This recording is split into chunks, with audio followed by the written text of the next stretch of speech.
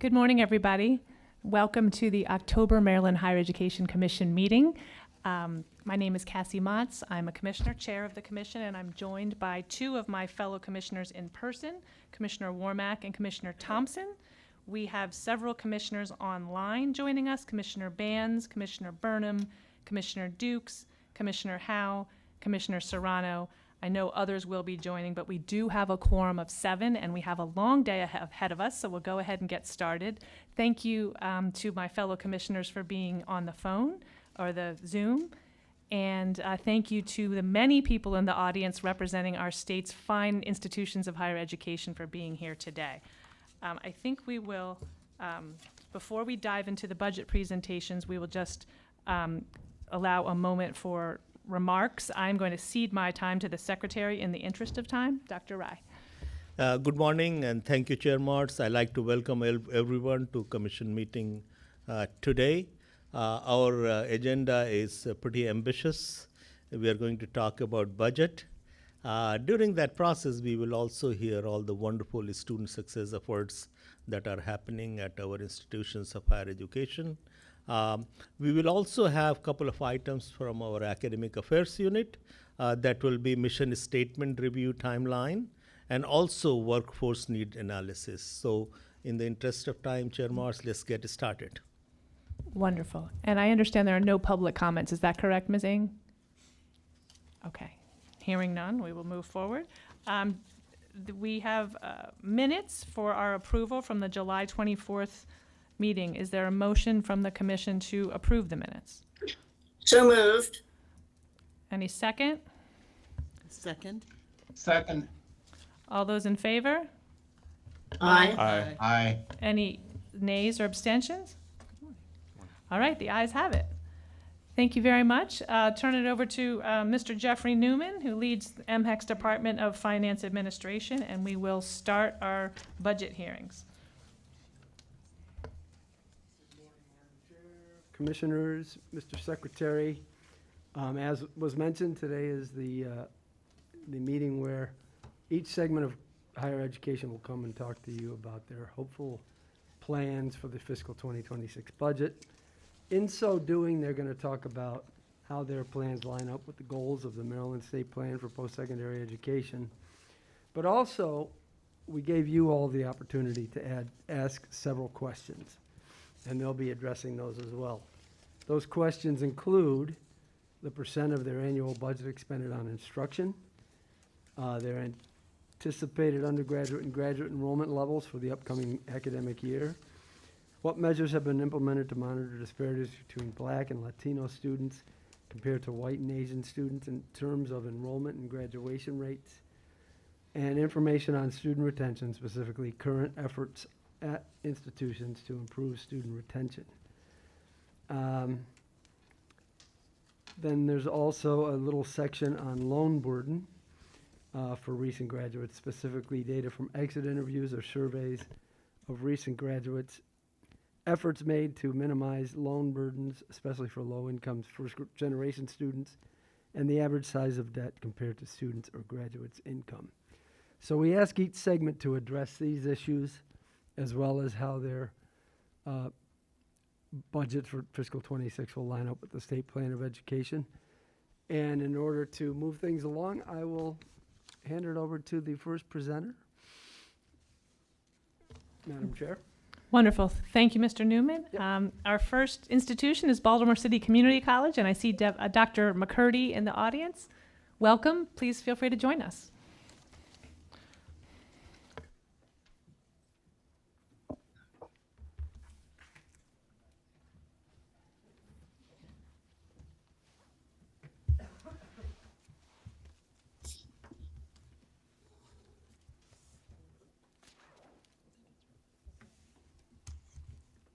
Good morning, Secretary and Madam Chair, Commissioners. We're very pleased to be here.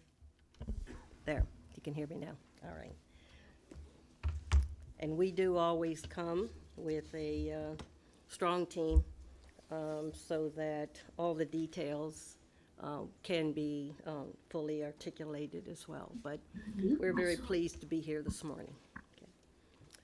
If you're ready, we'll start. So our agenda, as was required, we will talk through. Can we hear? We will talk through student access, student success, and institutional innovation, and certainly bring the commissioners up to good speed with regard to what is transpiring at Baltimore City Community College. We will continue, for the last few years, we continue to push, because I think that's why we're here today, student first, and that's what we are living by through our mission, our vision, and our values at the institution. It has to be a student-first mantra in order to move the college from where it's been to where it needs to be, and that seems to be a very clear understanding. Want to give you just a quick look at the impact of this institution that we're getting ready to do. Since I've been at the institution, this will be now our third economic impact as we continue to express strongly the advantage and the impact that Baltimore City Community College has on this community. And overall, we have some $445 million impact in where would Maryland be, where would Greater Baltimore be without Baltimore City Community College. And we are the community's community college, and we continue to espouse that as well. Student access, as we talk through the affordability and the quality of post-secondary education for all of Maryland residents, and with that, what our institution brings as well. And we certainly take this responsibility to the highest degree as well. What we do know is that we have one of the lowest tuitions in the state as well, including our fees. We maintain $110 per credit hour. I arrived at the institution in 2019, and we have kept our tuition at $110 a credit hour since then, which continues to advantage our students. It means that when students take, full-time students who's taking 12 credits, they can go up to 18 credits, and it's the same cost. Other states where I have been, we have promoted a similar model, and it works well for the economic base that our students come from. As a state agency, there is no out-of-county tuition, so it's the same rate, certainly out of country, but not out of county. For the last few years, and COVID, as with other institutions, has had that impact on our institution, and what we have done is continued as we are this semester, free textbooks for our students. So we've used a lot of those funds to help support the institutions, both through the student portion and the institutional portion, and there was no better savings but to divert the dollars that we had to our students. Our enrollment, I'll have Vice President Becky Burrell. She's over institutional research and planning, and talk a little bit about enrollment. We are pleased to begin to see the enrollment trend change for this institution, and what we will be looking at is the continuity of our practices and our policies that will make a difference as well. So VP Burrell. Good morning, excuse me, Secretary Rye, commissioners, and our colleagues at MPEC. We are so pleased, and we are on the cusp of our performance accountability report submission, which is October the 1st, which, of course, in institutional research, we love the data, and we love the press for planning and accountability. So along those lines, MPEC has done an outstanding job. We work directly with Dr. Schmertz, with Dr. Dow, and others across the MPEC institution and across the state. MPEC has realigned your enrollment projections. We are, as you know, under realignment. The Department of Budget Management, they had issued a, is your enrollment realistic with regard to your budget? And with regard to working with MPEC, your enrollment projections that you see before you You can see that comparatively, BCCC is in alignment with all Maryland institutions, looking at a trajectory of FY '34 at 33%, and compared to our peer institutions at 33.3%. That would look at our part-time and our full-time ratio, 16.9% for BCCC by 2033, and our part-time enrollment at our peer institutions at 17.8. You can see that we're on par as we're looking at trajectories, but the good news is that BCCC is advancing with a lot of our implementation of strategies at the front end of the student experience, looking at our 7th graders. City of Baltimore City students are a primary demographic. And when you're looking at all of those 34 plus high schools, we're looking down into the junior high, starting as early as junior high programming. Next slide, please. And as you're looking at our head count compared to our FTE, you can see that our projections with regard to our credit FTE we will be on par with meeting that FTE. The predominance of our students, around 80% of our students, are part-time, which is very atypical for the national norm is right around 40% of our students across community colleges are part-time and 60% are full-time. So the demographic ratio for our students is very unique in that only 20% of our students are full-time. So that FTE number is a point of constructive and strategic actions in order to meet students, especially their invisible barriers. Our continuing education FTEs, again, we're seeing a rebound from where we were historically, again, looking at intentional strategies towards that. Next slide, please. And as you can see, the enrollment trend, President McCurdy came in spring of 2019.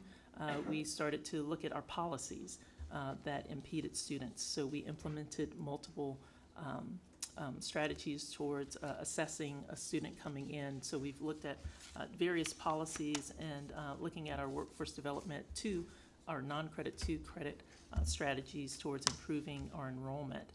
And as today we have exceeded MHEC's projection, we're at 4,700 students. And so we still have an 8-week as well as a 10-week session, which is one of our strategies. So we've moved from having one session or one semester to multiple entry points because our students, as you know, once a student wants to come into school, that 16-week was not enough and a student would come in late. So our resolve to that was to have multiple starting points within the same semester.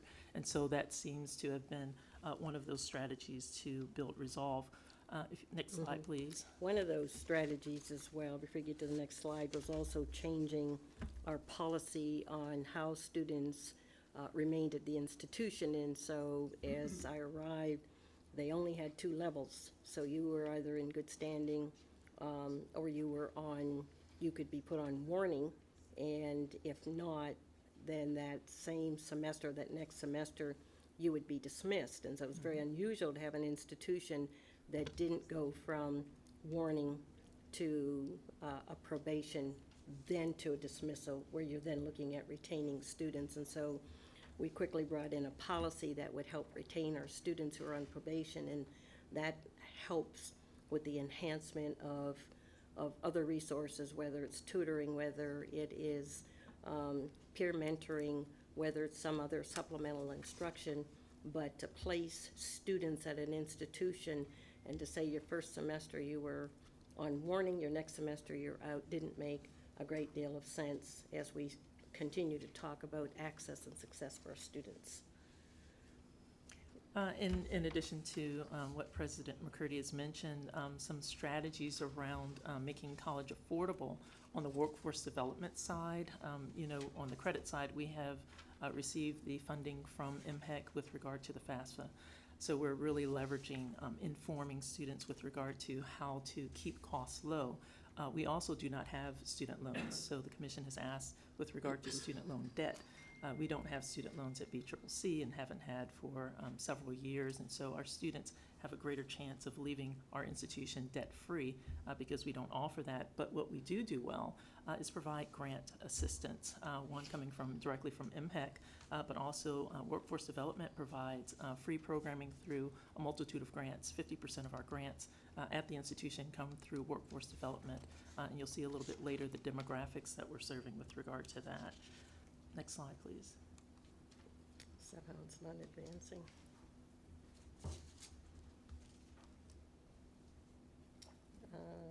Can you advance the slide?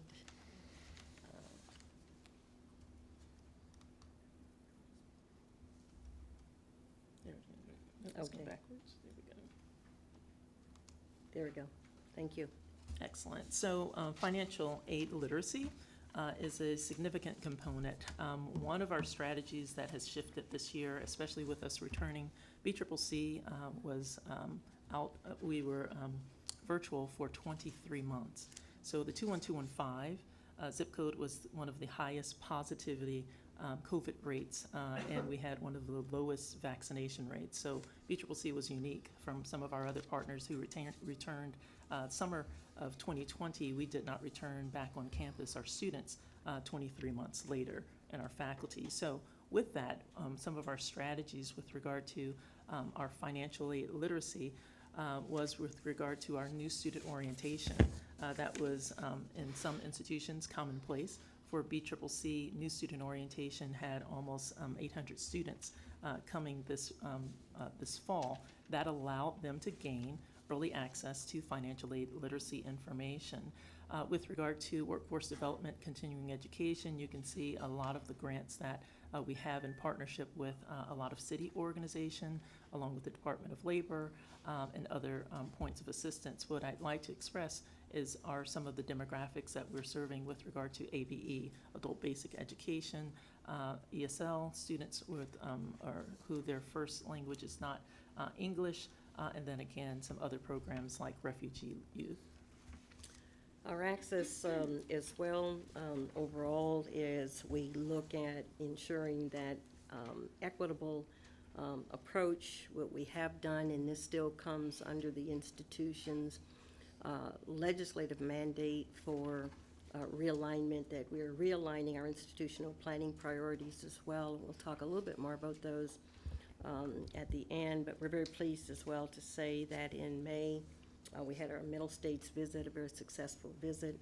The institution came through without a great deal of trepidation and a lot of fanfare at the institution for the changes that have been made with an institution that had been put on warning and probation in previous Middle State reviews. And as we pulled the institution together, a great deal of work that had to happen with the realignment policies out of place, practices that took over the formal infrastructure of the institution, infrastructure that was more siloed than it was collegial and collaborative. And as we continued to move and shift that, a big part of that is shifting culture.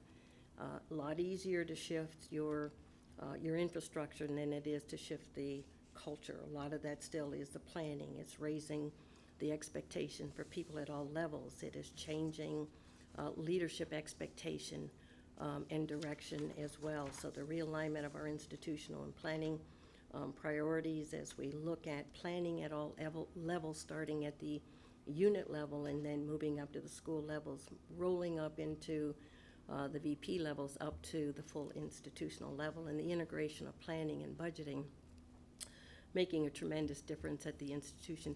It's just a wholesale change. And for an institution that has stayed in its own existence for years, this is a tremendous change for the institution. Whoever comes behind us certainly has a right to expect that we will leave this institution better than where we found it, and there will be consistency and continuity. If you want to change it, you can, but you have a model on which to jump from to make those changes.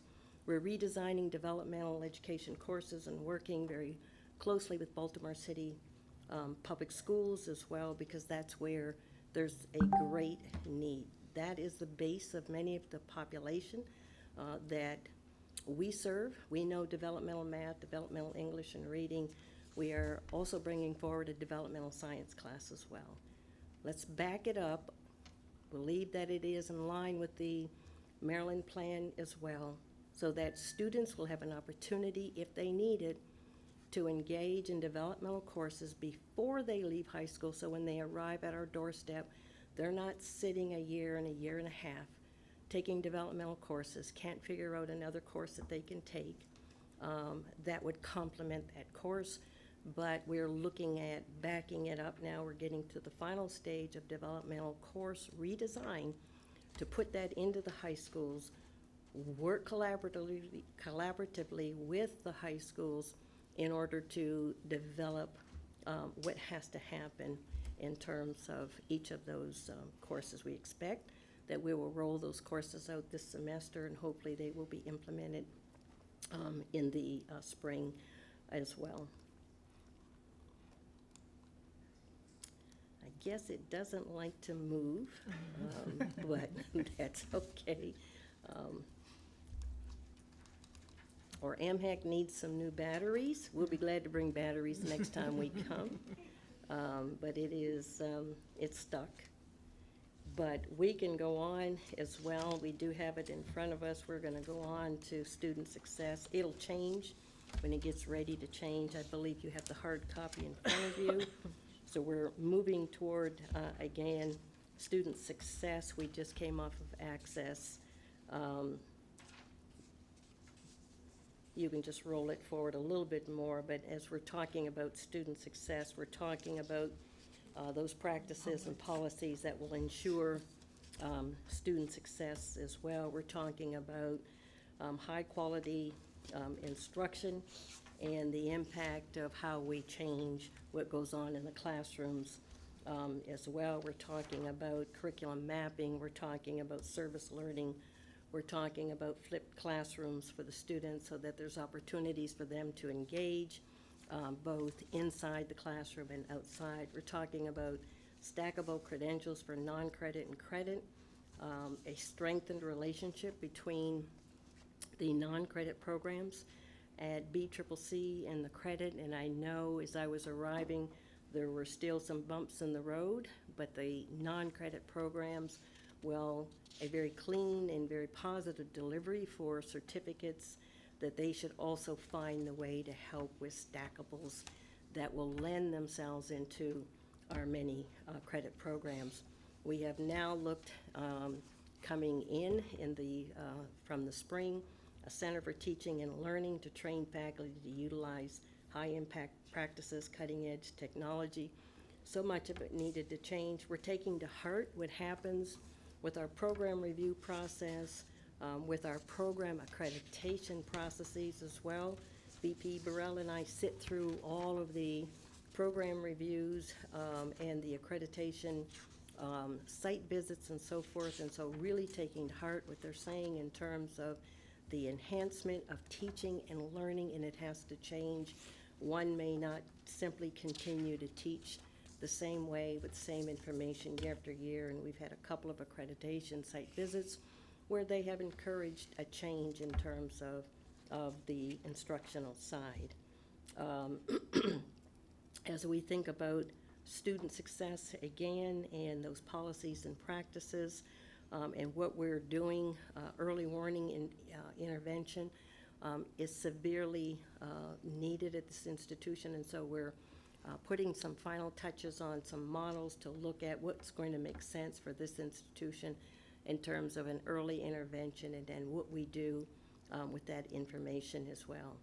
Supplemental instructors, so when students are receiving D's and F's, what happens? They simply cannot be promoted to go on, and we haven't provided the kinds of resources and information, and so we're looking at supplemental instructors. We've also looked at embedded tutors as well, where in particular for Baltimore City Public Schools, where embedded tutors should be in the classroom at the same time as the instruction is going on as well, so that the students can very early on have that relationship and develop that relationship with them. So when there are challenges, then the tutor is there. They're not trying to find their way to where they need to be as well. On the retention side as well, the fall-to-fall retention rates, I've had VP Burrell talk a little bit more about the retention rates. We know we have a Center for Academic Achievement.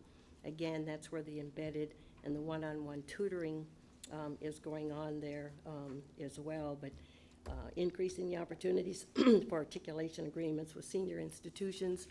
We are enhancing those. We have brought on new articulation agreements, and we're working with four-year institutions and other institutions in terms of those articulation agreements. Do you want to do a little comparison on the fall to fall? Yes, ma'am.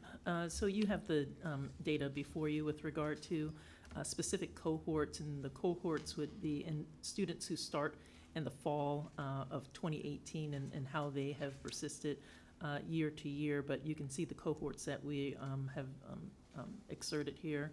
Pell Grant recipients, developmental students, full-time and part-time students. And this information is evidence, and it drives how we tailor our retention strategies and initiatives. One of the strategic approaches towards Madam realignment. Chair, something happened. Yes. Happened to the sound. We can't hear. Oh, thank you, Commissioner Burnham, although he probably can't hear me. If we could ask the tech team, Ms. Ng, to look into this. Can you hear us now, Commissioner Burnham? Yes, I hear you. Yes. Okay. We'll open up the screen. BCCC colleagues, do you mind trying the microphone to see if Commissioner Burnham can hear you? Testing 1, 2, 3. We Testing. hear you. Thank you. Okay, thank you. Just one of the approaches with regard to retention really is connected to infrastructure. And so we have implemented a new ERP system that's significant for our students because there's other technology that's connected. For example, DegreeWorks is a system that will lay on top of our new system, which was launched in 2021. We had a system that dated back, our student information system, 1970. So you can see that we were utilizing a very old legacy system. And now what we will have as a strategy for retention is an automated degree audit system. So we are moving our faculty who are advisors, our professional advisors, from manually taking our education plans and looking at every course that a student. Now you have an automated system because of this new ERP system that the click of a button, you can look at our 34 degree programs, our 19 certificates, and a student that's a nursing student can see how close they are with their, let's say they have 120 credits. They may have already earned a degree, and that system will allow us to be able to award certificates. Also, as President McCurdy had mentioned, looking at our non-credit to credit programs, looking at that prior learning assessment, that alignment with what is the value of experience, but also because students are already taking our non-credit courses, how can we align those non-credit courses to make them credit courses so that students can earn certificates and degrees in a more efficient way? But that's just one of the strategies. We've continued as well with our success initiatives to retain our students, and as I said earlier, we continue to move the dollars that we have available to direct spend in support of the students. Board of Estimates funds as well that we receive from the city. It's a little over $1 million as well that we've offered eligible students free summer classes. So we've had a combination over the last few years from free tuition during the academic year to free tuition during the summer. Free textbooks have continued for the last several years. We're getting ready now to change to a new bookstore model. The college, again, has been really under operation with more of a moms and pops bookstore model. We're getting ready now to get final approval to bring in Barnes and Noble, which will make a difference again in delivery of service to our students. But you can see the types of payments that went directly into the pockets of our students. The graduation rates, as well as we begin to see some impact in terms of our graduation rates on our students and the comparison between African American, Asian, Hispanic, white students as well. I know that was one of the focuses coming out of this report that we were asked to make as well. If you want to talk a little bit about the comparison in terms of our demographic. Yes, so you're aware that BCCC is designated as a predominantly black serving institution, a PBI by the U.S. Department of Education, which means that we don't have any disparities as it pertains to minority. However, we do have several opportunities that we see with regard to serving a broader demographic as you're looking at our data as it pertains to African American, Hispanic, Asian, white students. There are also opportunities to look at success rates as it pertains as you're looking at our degree performance. And one of the programs that we're working, excuse me, directly with MHEC is to launch our Panther Success Program. We're working with Dr. Dow and others at the Manpower Demonstration Research Corporation, working on strategies specifically focused on advising as an institutional model across the institution, looking at specific targeted groups, just as we do have other programs from the U.S. Department of Education through our TRIO programs, which are also helping us to be successful. Again, we're looking at other programs as it pertains through workforce development, continuing education, whether it's our ESOL programs, our DACA students, our DREAM Act students. And again, these are focused efforts on looking at various demographics towards their success. Our certainly aspiration as we begin to promote the institution very differently, different or in tandem with simply a strong operation and strategic direction for the institution, but looking at those achievements in the 6 critical areas of teaching and learning, certificate and degree completion, transfer, workforce success, and access and equity for students of color and students from low income backgrounds. And we're beginning to utilize our data. So with VP Burrell over the institutional research area, that we're taking our data and beginning to use it very differently. Many two-year schools, we are data rich, but have not fully implemented then those decisions that make a difference when you pull the data out of the system. One of the areas as well that was just touched on is our new ERP system, and some of you are well aware that the college was so far behind in so much at the institution. One of the infrastructure changes, and that was one of the realignment tasks at the institution, was to fix the ERP system, which is the backbone of technology. So the college was operating on a system that was about 30 years old. You couldn't figure out from one day to another how to integrate your software.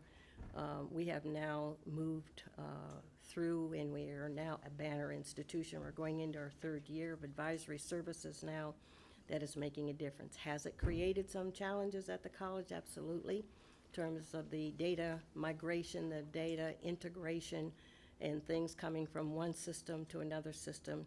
And so people have heard me say it before, but it's absolutely true that we tore the guts out of the institution to get to this point in order to enhance what had to happen for data and for relevancy of our students. So I know we're coming to our time, but we will get through very quickly. But it's not advancing again, but we're at institutional technology, and I just mentioned the new ERP system that the college has. It's started out with about a $7.4 million project. We've just invested close to another $500,000 plus. So when all's said and done over a 3-year period, 3 to 4 year period, the college would have invested some $10 million into a new infrastructure. So we're going through, we're refreshing our classrooms. There are network upgrades. I know some of this sounds like, so what? That's what you should be doing, but remember, the institution has never had this type of infrastructure and this type of foundation on which to move the institution forward. you'll be able to see some of that through the budget requests by programs and how our budget then is distributed across the institution. And so, Mr. Bascom, if you will talk a Certainly. little bit about the budget side. Thank you, Dr. McCurdy. For the record, Aubrey Bascom, Vice President of Finance and Administration. In the interest of time, I'll move very quickly so we can get some questions from the commissioners. If you look at the first slide that we're looking at for our request for 26, $86.5 million broken down from a functional or program perspective.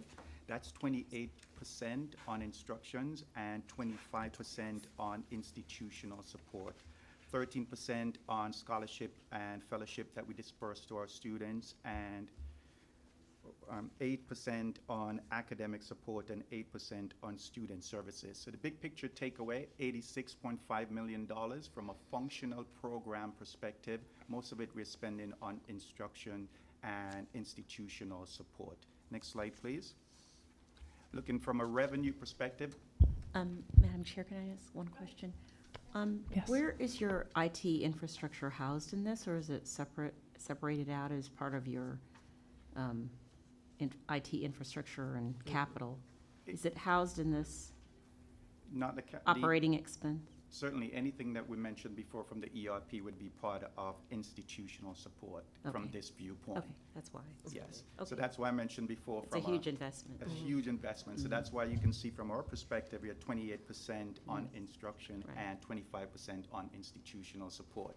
Later on, we're going to have a slide that compares us to the other community colleges, apples to apples comparison, and you can see we're about 10 points higher than the other community college from institutional support. Thank you. Certainly. You have about 5 minutes left, and we may have some questions too.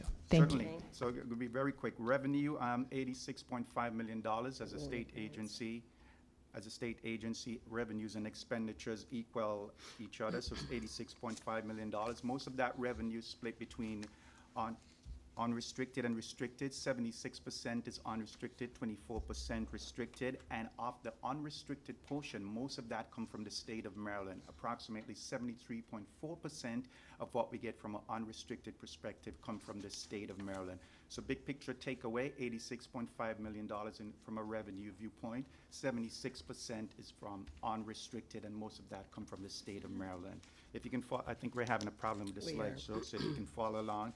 Expenditure, again, $86.5 million. Now we're looking at this from an object or expenditure category. As you can imagine, most of our expenditures relate to salaries and wages for PIN and contractual employees. So 64% of what we're projecting in 26 would go to PIN and contractual salary, and 21% in other operating, 14% in scholarship and grants dispersed to our students. In other operating, that includes what we spend on external vendors. So for example, when you bring in vendors to fix any broken equipment, repair, etc., supplies to keep the college running, and utilities. In 26, we're probably looking at about $2.1 million in utility costs.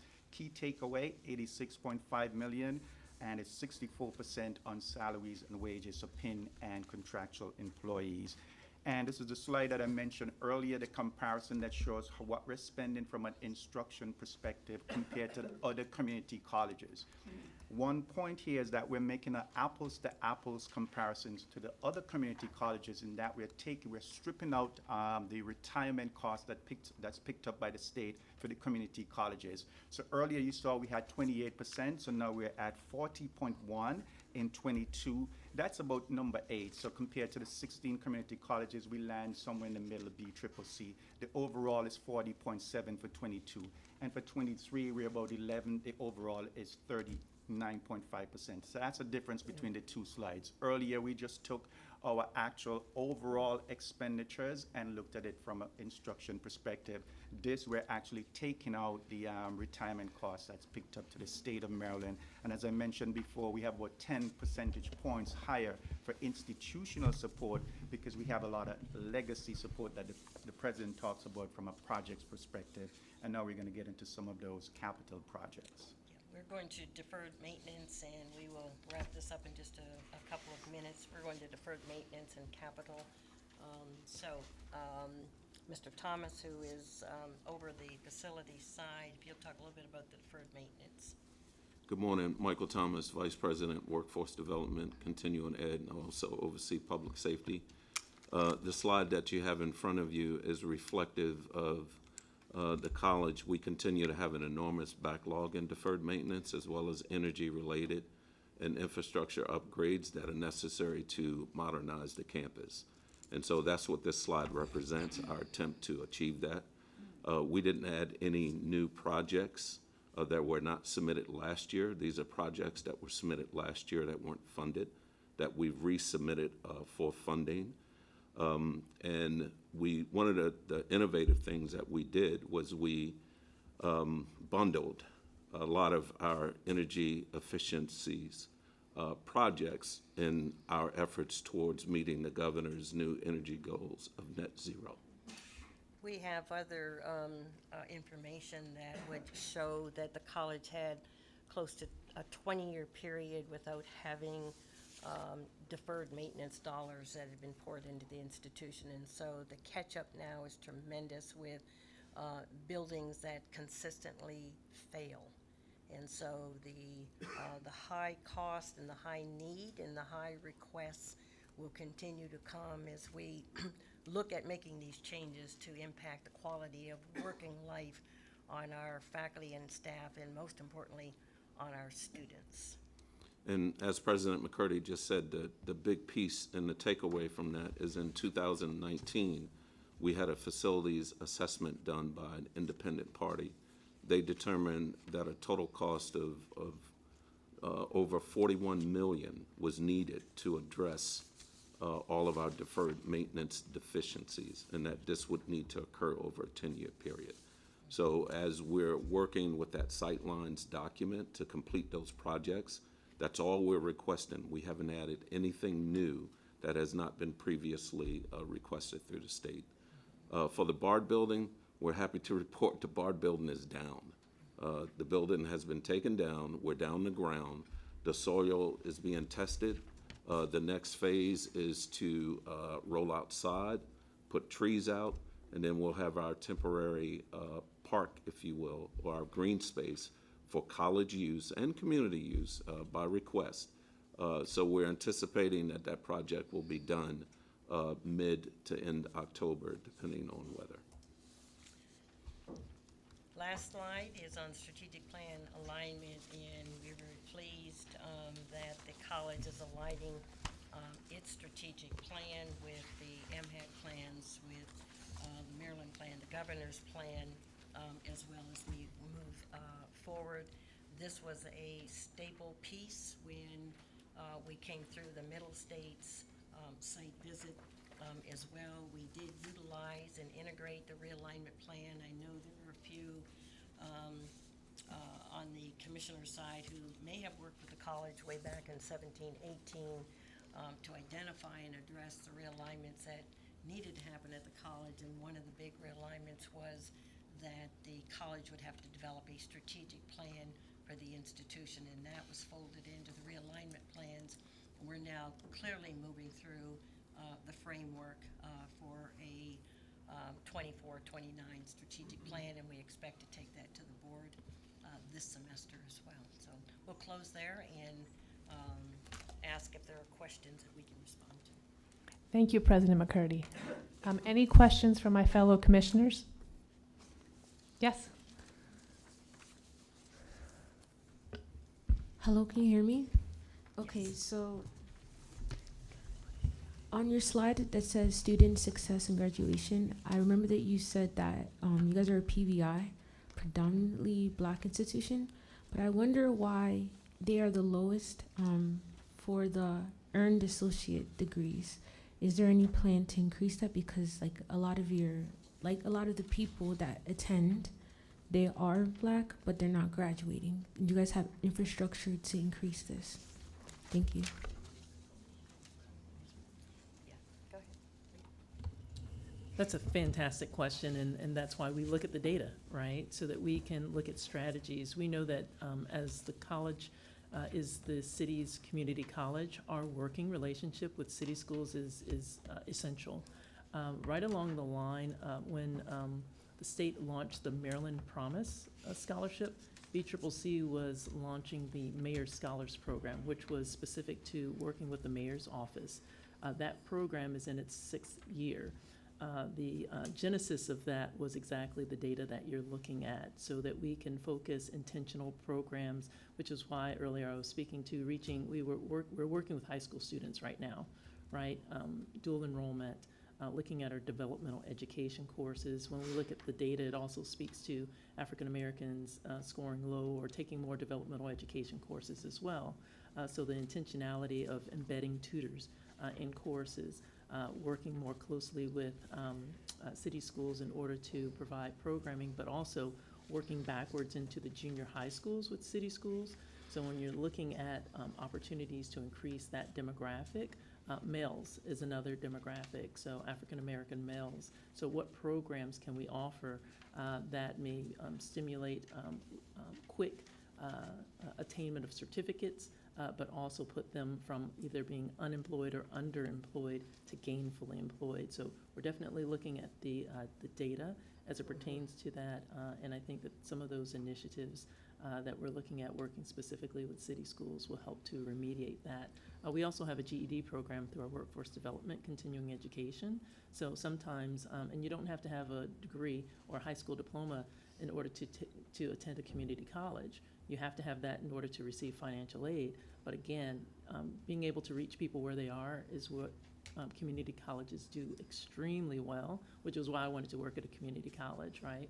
But again, we're the community's community college, and so our initiatives are strategically towards meeting those goals. We also conduct a lot of surveys. The CESI is administered every few years, and so a lot of that data, we can disaggregate it, and we're looking at special populations in order to address our different needs. So the financial aid literacy was one that was evolved out of a lot of that data that was comprised from students. You cannot discount working with Baltimore City Public Schools on the developmental education. We know that probably 99.9% of the students coming to Baltimore City Community College need one or more. It's more likely they need more than one developmental class, and by backing this into developmental courses into the high schools and working with Baltimore City Public Schools to ensure that the content of the courses meet the career readiness requirements, that makes a huge difference. If we can get students so that they've already attained some success as they arrive at our doorsteps, that will lead to greater retention as well, greater access as well, as we begin to see more students coming out of high school and being college ready instead of coming onto our doorsteps and still needing a year to a year and a half of developmental courses. So President McCurdy, are the remedial classes, the developmental classes, part of dual enrollment? They will be. It's going to be kind of a sensitive pathway in terms of what we're looking at right now. That's the model that we're putting in place with Baltimore City Public Schools to look at dual enrollment, so that you'll have dual enrollment for those students who are college ready, and then you'll have a pathway for students who still need developmental coursework. And as you know, in the past, you could not take developmental courses through dual enrollment. We just simply didn't offer. Other states I've been in, it was similar, but looking at a very progressive model, and it has to be a model that people are paying attention to, not simply it's going to be a high cost. The cost for not doing it is tremendous. Get these students the help they need in order to be successful, which is why we stepped back too and went beyond math, English, reading, and we're now designing a developmental science course to prepare students for science-ready, college-ready science classes as well. Great. Okay. Any other questions? Sure. Two quick questions. One, what is the average age of a student at BCCC? I think it's 26. 28. Is it 28? 26, 28. Yes. So I'm just hearing these last two questions. So the high school piece will help with some of that, but you have folks who are already in the workforce, who've graduated high school a while ago, and so there'll be folks who will be coming in, so that'll take care of part, but not all. This leads to kind of my second question, which is if I'm looking at is there student success graduation, the one with the demographics, and I'm looking at total associate and certification graduates. Is that where non-credit would be? Someone getting a welding certificate or a cyber certificate, is that where that would be captured? Non-credit. Yes. Yeah.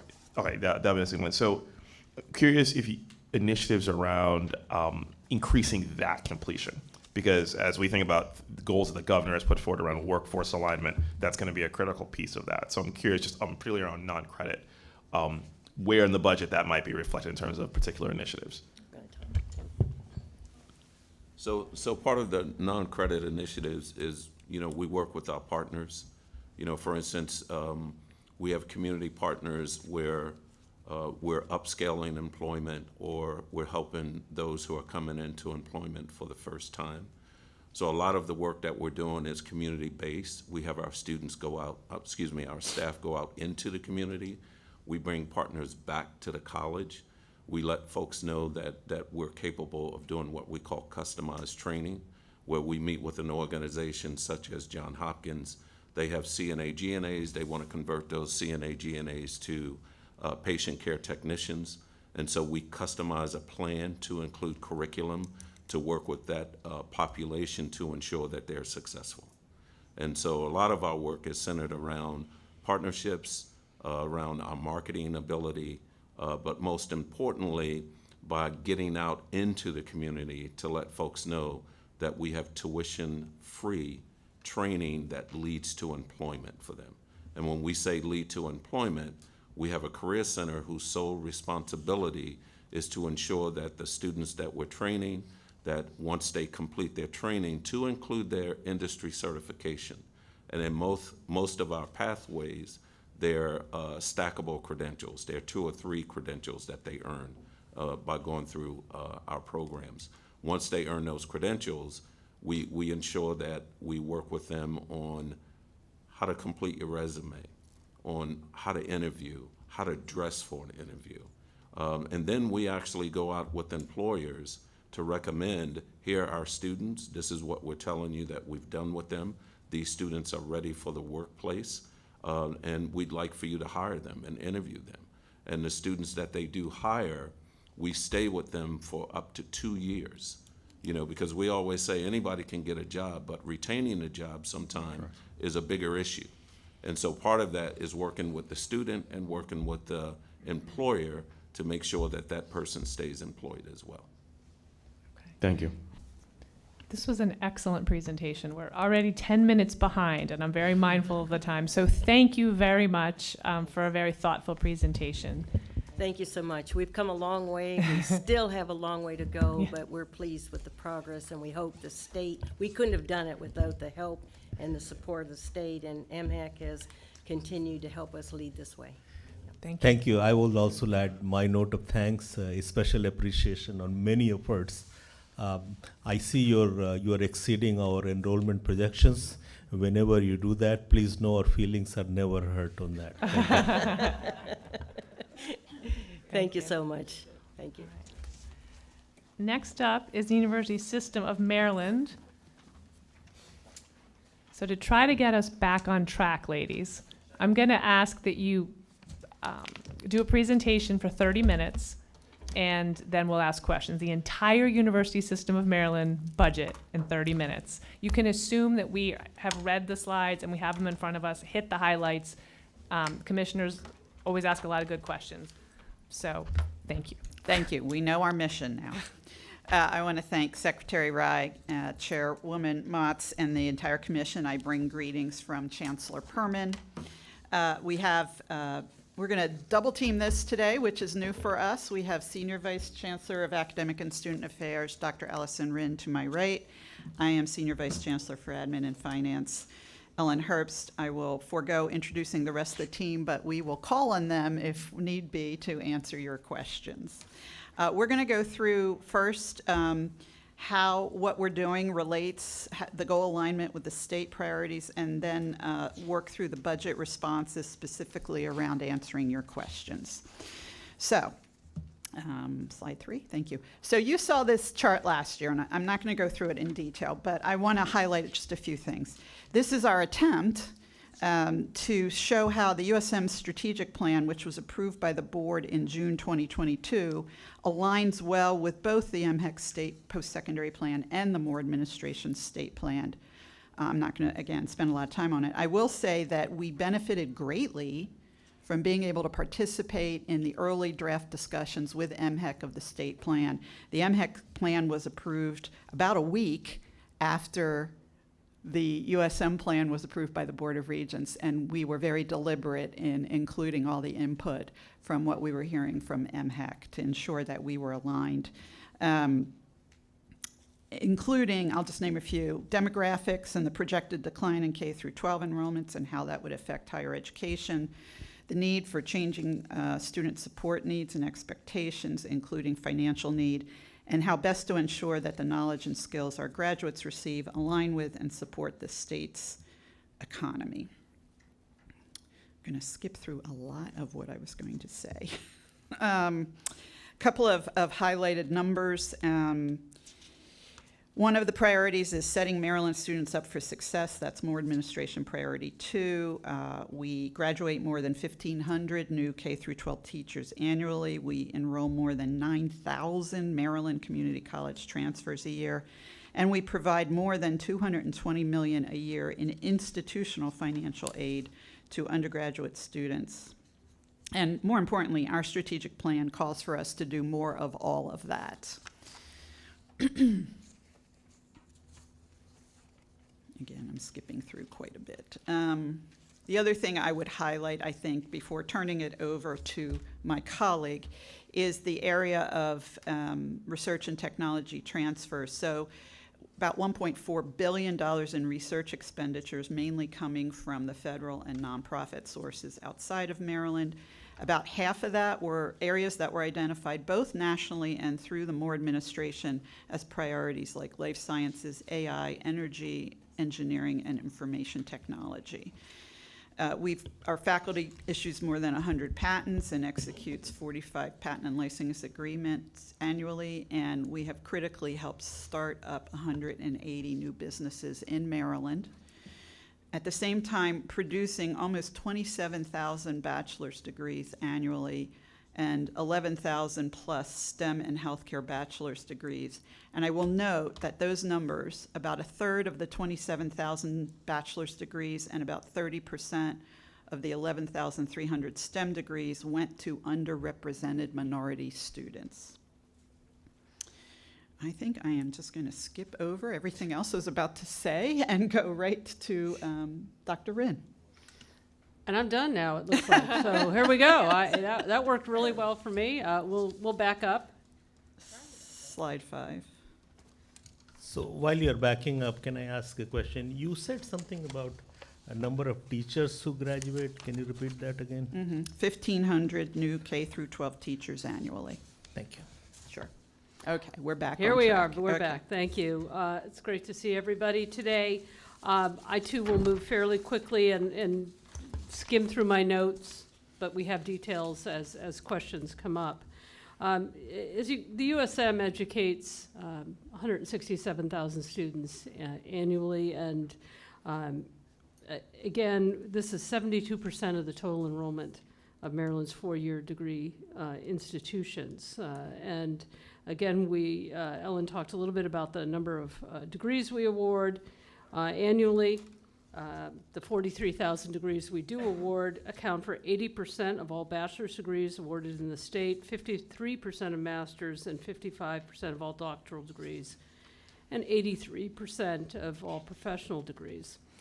We don't yet have the exact numbers for fall enrollment, as we're sort of hitting census at each of our campuses this week and next. But the good news is that the numbers are going in the right direction. We're going up, which is frankly amazing with the FAFSA rollout this year at the federal level, which impacted everyone across the country. So we're very excited to see that. And again, a lot of that, I was really pleased to listen to Baltimore City Community College. You know, they're our partners, as are all the community colleges in this work with transfers. So we'll continue to work with them. Our in-state, out-of-state mix continues to be rebalancing because of post-pandemic issues, and the good news is our graduate enrollment from foreign countries has rebounded as well. Again, as noted at the bottom of this slide, and we have more details on this too, half of our undergraduates avoid loans, which is so important as we talk about the value of higher education. The cost of higher education is key as well. Why don't we go to the next slide? One of the things we've worked very hard with our new strategic plan is to put the student at the center of everything we do. So retention is a major piece of this. Access is important, letting people in, bringing them to our university, but then helping them be successful. And so this circle helps remind us of things that we need to do to have students stay and succeed. Again, we've done a few studies to talk to our students and ask them what they need. We had a study funded by the ABLE Foundation on Baltimore City students to help them tell us what fostered a sense of belonging, whatever USM institution they ended up at.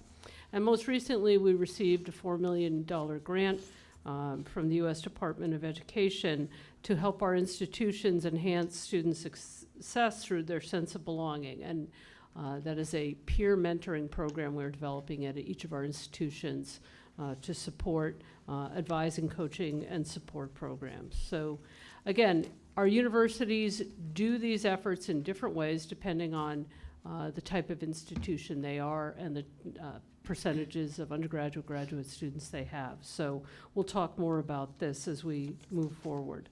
Again, we have to retain students in order to hit our goals, to hit our attainment goals.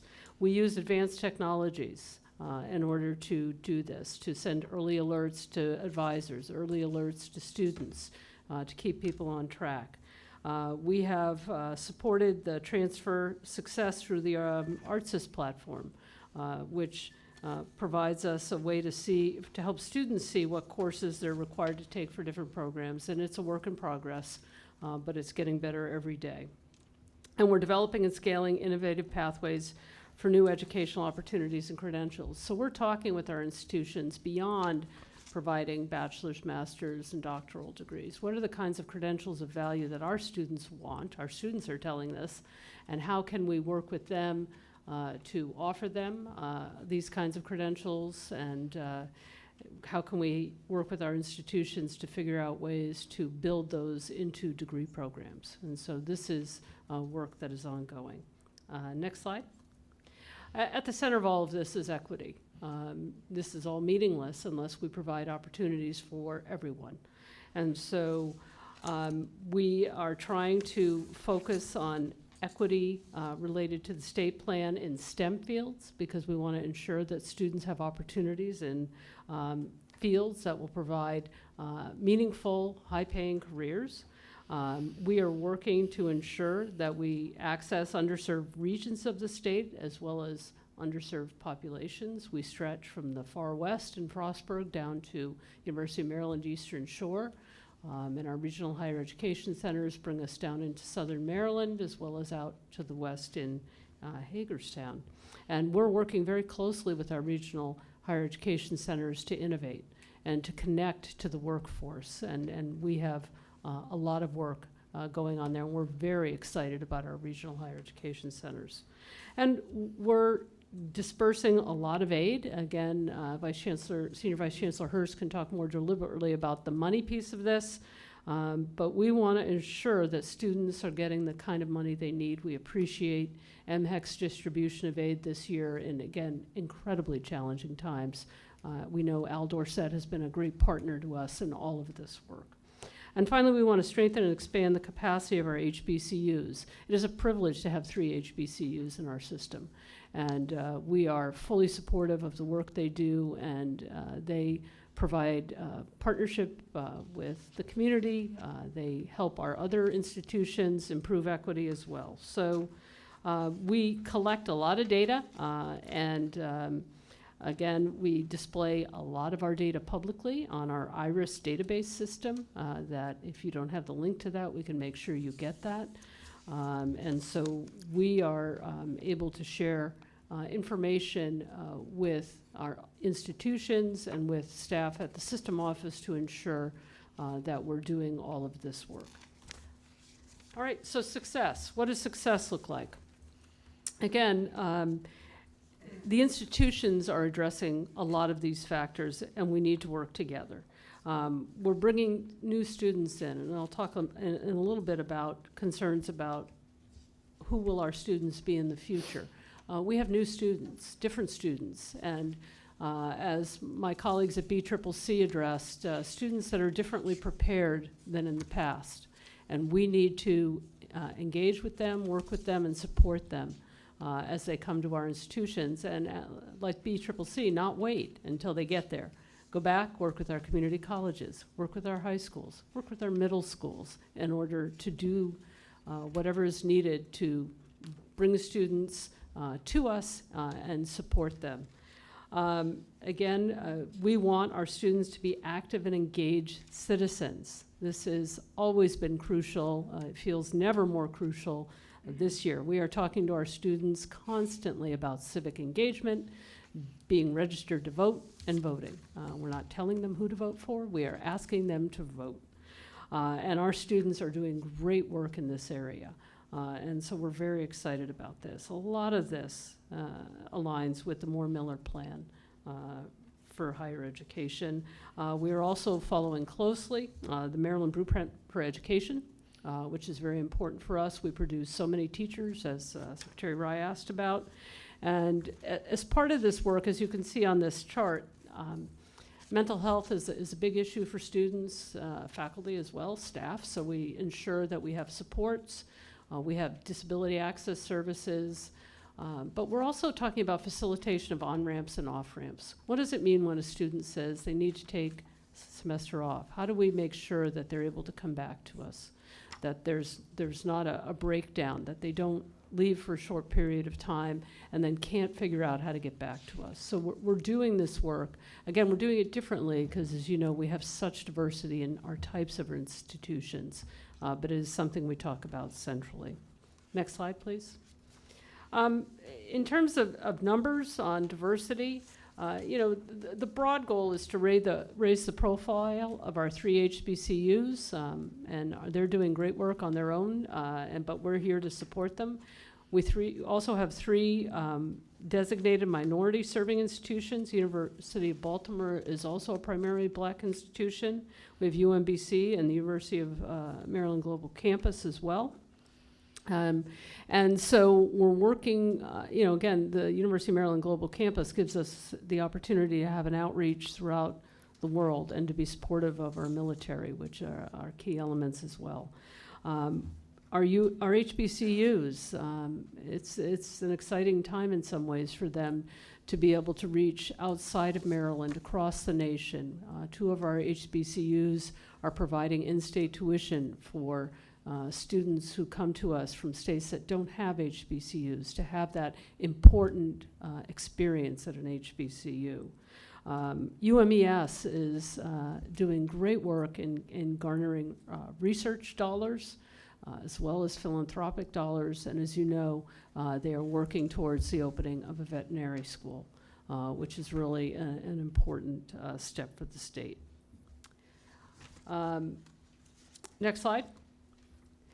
This, you can read through this. This comes from WICHE on the changing demographics in the state. This has been in the news recently in Maryland, particularly in Baltimore City and County, with some numbers of African Americans dropping, but the numbers of Latinx folks growing. This is an important demographic for all of us. I came from a long career in the California State University system, where this was of particular importance. And over my 23 years in the system, we saw a dramatic shift in the number of Latinx students who came into the system. And I would imagine they are now the majority of the students, the vast majority of students in that system. Whether we'll see that kind of a shift here in Maryland is unknown, but we will see the opportunity to invite more different kinds of students into our communities, and we need to do the work to be prepared for that. Again, it's our K through 12 population that we need to focus on to start, to ensure that they're receiving what they need, the language support they might need, and to work with their families to invite them to understand the importance of higher education, the importance of gaining a good workforce credential maybe first, but then how do you come back and get some higher education so you can move up in your career? Next slide. Innovation. We are innovation. Ellen talked about some of the great research that we do, but the innovation is beyond research. How can we be more innovative in the way we deliver degrees? How can we ensure if we have a small group of students in one part of the state who want classes that might be delivered in another part of the state, we knew this for a long time, but we really learned during COVID, we can deliver instruction remotely. And how do we do that? How do we do that in a high-quality way? We have the Kirwan Center for Academic Innovation in our system, who works closely with our campuses to help faculty innovate in their teaching and instruction. We grant more than 12,000 degrees in STEM fields. We are looked to as national leaders in a variety of fields. And it is so critical to the workforce in Maryland. All of the work we're doing, particularly affiliated with the Washington, D.C. area. We noted that we provide teachers, we provide nurses. We are the workforce engine. Next slide. This chart just shows you the degree production. As you can see, the yellow is the total job openings, so we need more people. We do bring people from other states because Maryland's a small state, but we need to do more, and we're working very hard on this. And then finally, I have 2 more slides, so I'm almost done. Next slide. Again, Senior Vice Chancellor Herbst addressed some of these numbers. We have academic collaborations that we work with. We have students doing research, undergraduate students, graduate students. We, of course, have the University of Maryland Center for Environmental Studies, which is so important in this world of sustainability and climate change. We have incredible research rankings, and we continue to work on our national and international reputations. And finally, next slide.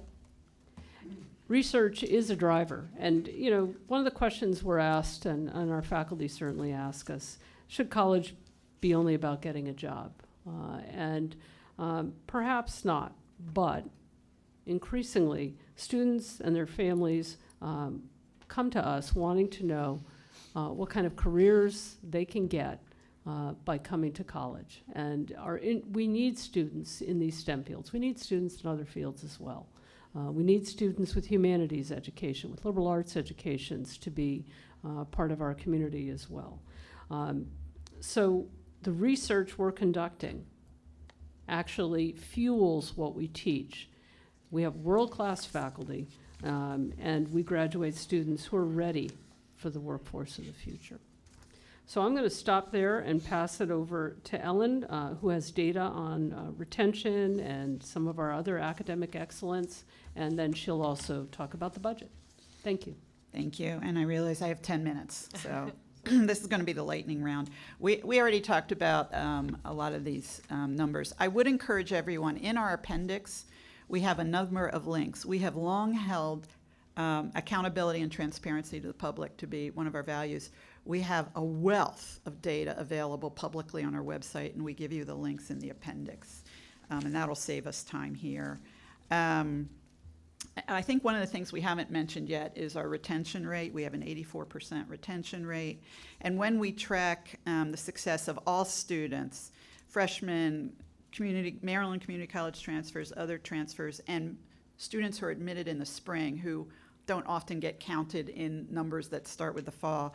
Our success rate overall is 60% of all students will earn a degree from USM within 6 years of entry. Can I stop you for a second? Sorry. When you say 84%... 2-year retention, 2-year retention. Fall to fall. Is it Yes, fault? yes, yes. And that's why we do it several different ways, because we do admit not a modest number of students in the spring, so they don't get captured in that fall-to-fall calculation. Okay, next slide. So this, I mentioned, we have all these, not only do we have the IRIS website that we keep talking about, we actually have a dashboard where we track annually our progress against specific goals, which I'm not going to go into here. This is just an example at the system level of the type of information you can see online. We have this by individual institution as well.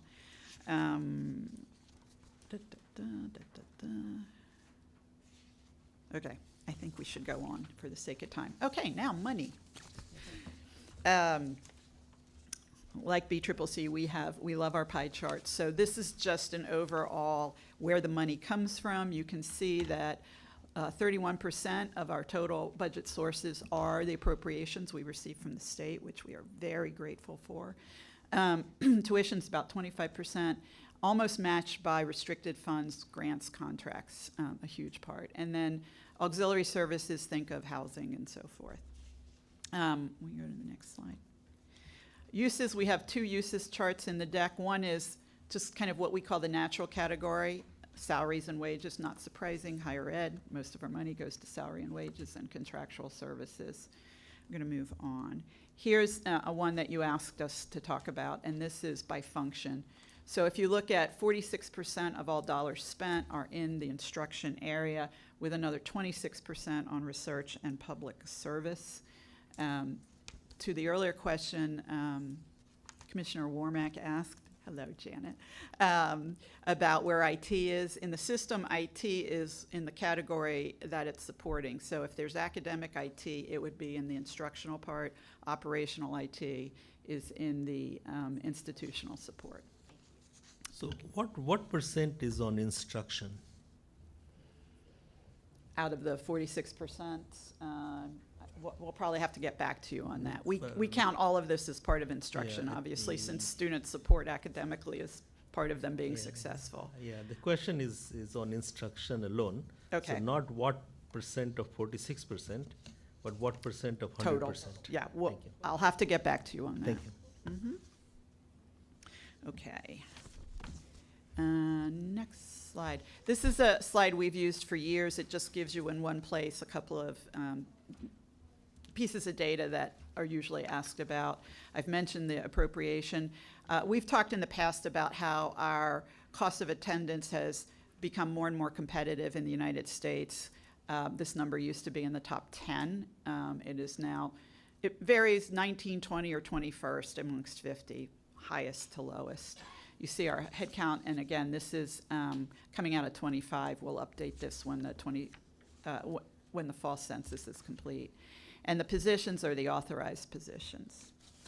Next slide. Okay. Getting ahead of myself here. We've done some studies internally as to the benefit of strategic use of institutional aid. We are quite confident and know from our studies that the use of institutional aid improves retention and graduation. Let's see. I mentioned the $220 million in institutional aid. Certainly, even with state and federal aid, there is not enough money in the system to prevent any use of loans. So if we want to go on to slide, actually 20, so here we go. This is, and again, I won't go into detail, but we have proven, at least our own satisfaction, that the use of our own aid actually improves retention and graduation, apart from institutional aid or aid coming from other sources. Okay, next slide. Sorry, if you could stop. I found that of all your slides, that was the most fascinating to me. Can you speak a little bit generally about how USM distributes aid among your colleges, and also how it dovetails with MHEC aid? Because I think Maryland is somewhat unusual that we have this agency giving out need-based aid, and then I think each college or university has its own pot of aid. That's correct. And how that works, correct. and how do you use it strategically? So first of all, it's all institution-centric and institution-driven. So those decisions are at the institution level. And the budget for institutional aid like all the other budget, it doesn't come from the system, except for the monies that we received specifically as an enhancement request a couple of years ago. And that was driven by, we based the allocation of that money to the institutions based on those students who were just above Pell Grant eligibility. That was a particular area that we saw a need in. In terms of, how people stack the aid, is that what you're asking? I mean, so each president has a budget hearing in Annapolis and gets her or his allocation for Correct. the budget. Which So includes the system doesn't institutional have aid. anything to do with it except for what you just mentioned. There's one Yes. exception for just That's above correct. Pell. It's Okay. included in each university's budget. But this slide, you just ran the numbers across all of Yes. USM, but you don't have a lot of control over it. Yes, so Chad Muntz, who's our head of data analytics and information support, can speak to this quickly. Sure. So using the MHEC data files, we identify which of the pieces of aid come from the institution. Any student who received that aid, that's how we are doing the retention and graduation. My understanding of how it works on a campus is the further away from the student you are, federal aid, then state aid, gets allocated first. Any private aid that they might bring in with, from any private scholarships or meritorious awards, then the institutional aid steps in, following financial aid protocols. So it's kind of like the last dollar, they're the closest to the student, so they can vary their aid allocation by the student need to make sure that they're retained, have the need that they need, and move on. And that's what we mean by this, is that it's strategically allocated at the student level. But there's no USM-wide strategy for Well- this. This is institution by institution. Correct, but let me share what the Board of Regents Task Force came up with a couple years ago. Next slide. So about 10 years ago, the Board of Regents had a task force. So this would have been not when you were on the board, I don't think. So they had a Board of Regents task force review kind of the state of student debt at that time. And what came out of that were some, I would say, encouraging guidelines, not necessarily policy, but encouraging guidelines. And I can tell you, having come in 7 years ago, this is what I walked into as well, which is keep debt manageable. So half of our students don't have any debt whatsoever. Of the remaining half, what we try, and this is a layperson's approach, what we try to do is ensure that, number one, the debt is something that the student's job will comfortably pay for after they graduate. And to do that, we think about this as the debt should be no more, for undergraduates, no more than the cost of an entry-level car. So like a Honda Civic. Now, the interesting thing is, over the last several years with inflation, the costs of Honda Civics have gone up quite a bit. And the cost of higher education has not gone up by that same amount. So we're staying within that idea that it has to be manageable, it has to be such that they can pay it back.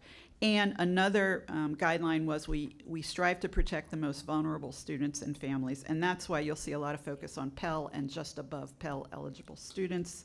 And it goes without saying, but I will say it, that USM aid benefits Marylanders first. So Maryland students are first and foremost the targets for our financial aid. Excuse me, I have a question.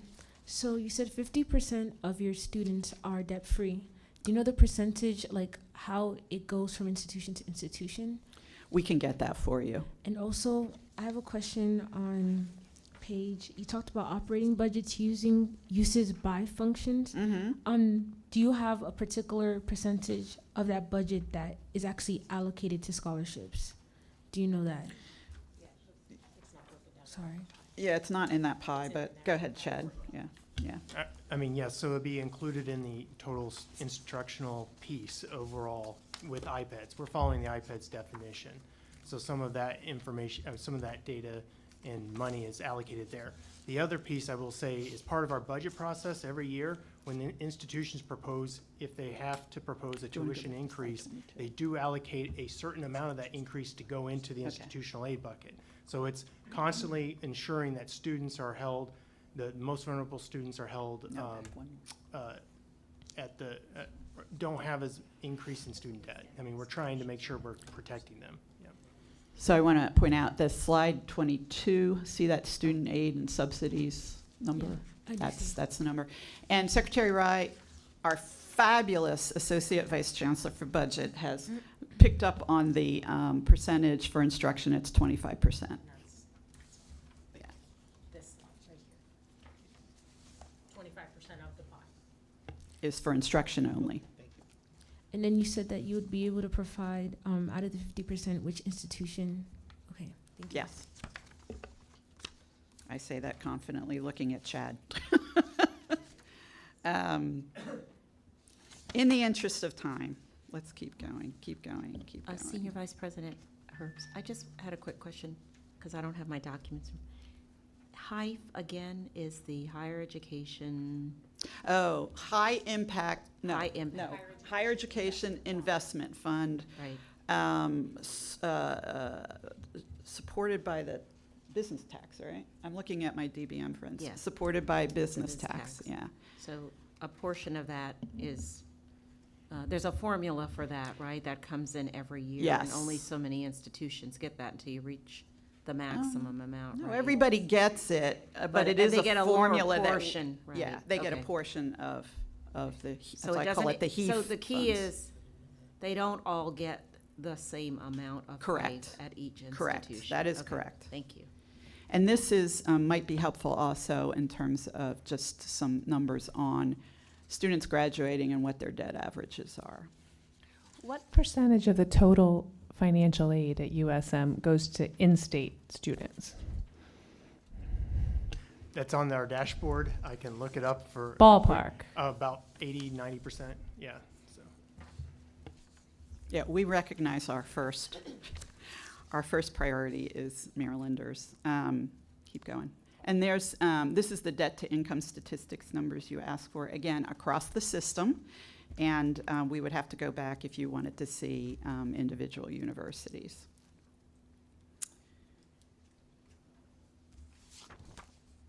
Okay, very quickly, I won't go on through all the charts, but the goal of USM from the Board of Regents on down is we spend capital money on fixing and renovating what we've already got. And you can see that in our requests, both to the state, but also the money we spend ourselves. Most of our money goes to what would be considered facilities renewal, facilities maintenance, and so forth. That doesn't mean we don't build new buildings, but we've really flipped how we spend our money in the last 10 years on a capital to keep what we have working. There are some capital needs where you simply can't renovate your way to the right building solution, particularly in the STEM education areas. It's just with the new technology, sometimes we can't renovate an existing building into that. There are some cases where we need to build new buildings on the housing side, for instance, to replace aging infrastructure. But our mantra is we spend our money keeping what we already have in good condition. And with that, I don't know if we made our 30 minutes, but I'll You stop. did, thank you. Whew. I know we have a lot of questions. Commissioner Thompson? Yes, thank you very much for your great presentation. I have some questions regarding two sources that you mentioned, outside sources, one from the ABLE Foundation and then $4 million from the U.S. Department of Education. The ABLE Foundation, I think I heard you say, helps to support those students coming from Baltimore City schools. They helped fund us to do a study to talk to Baltimore City students who were at various USM institutions about their needs and how we could do a better job.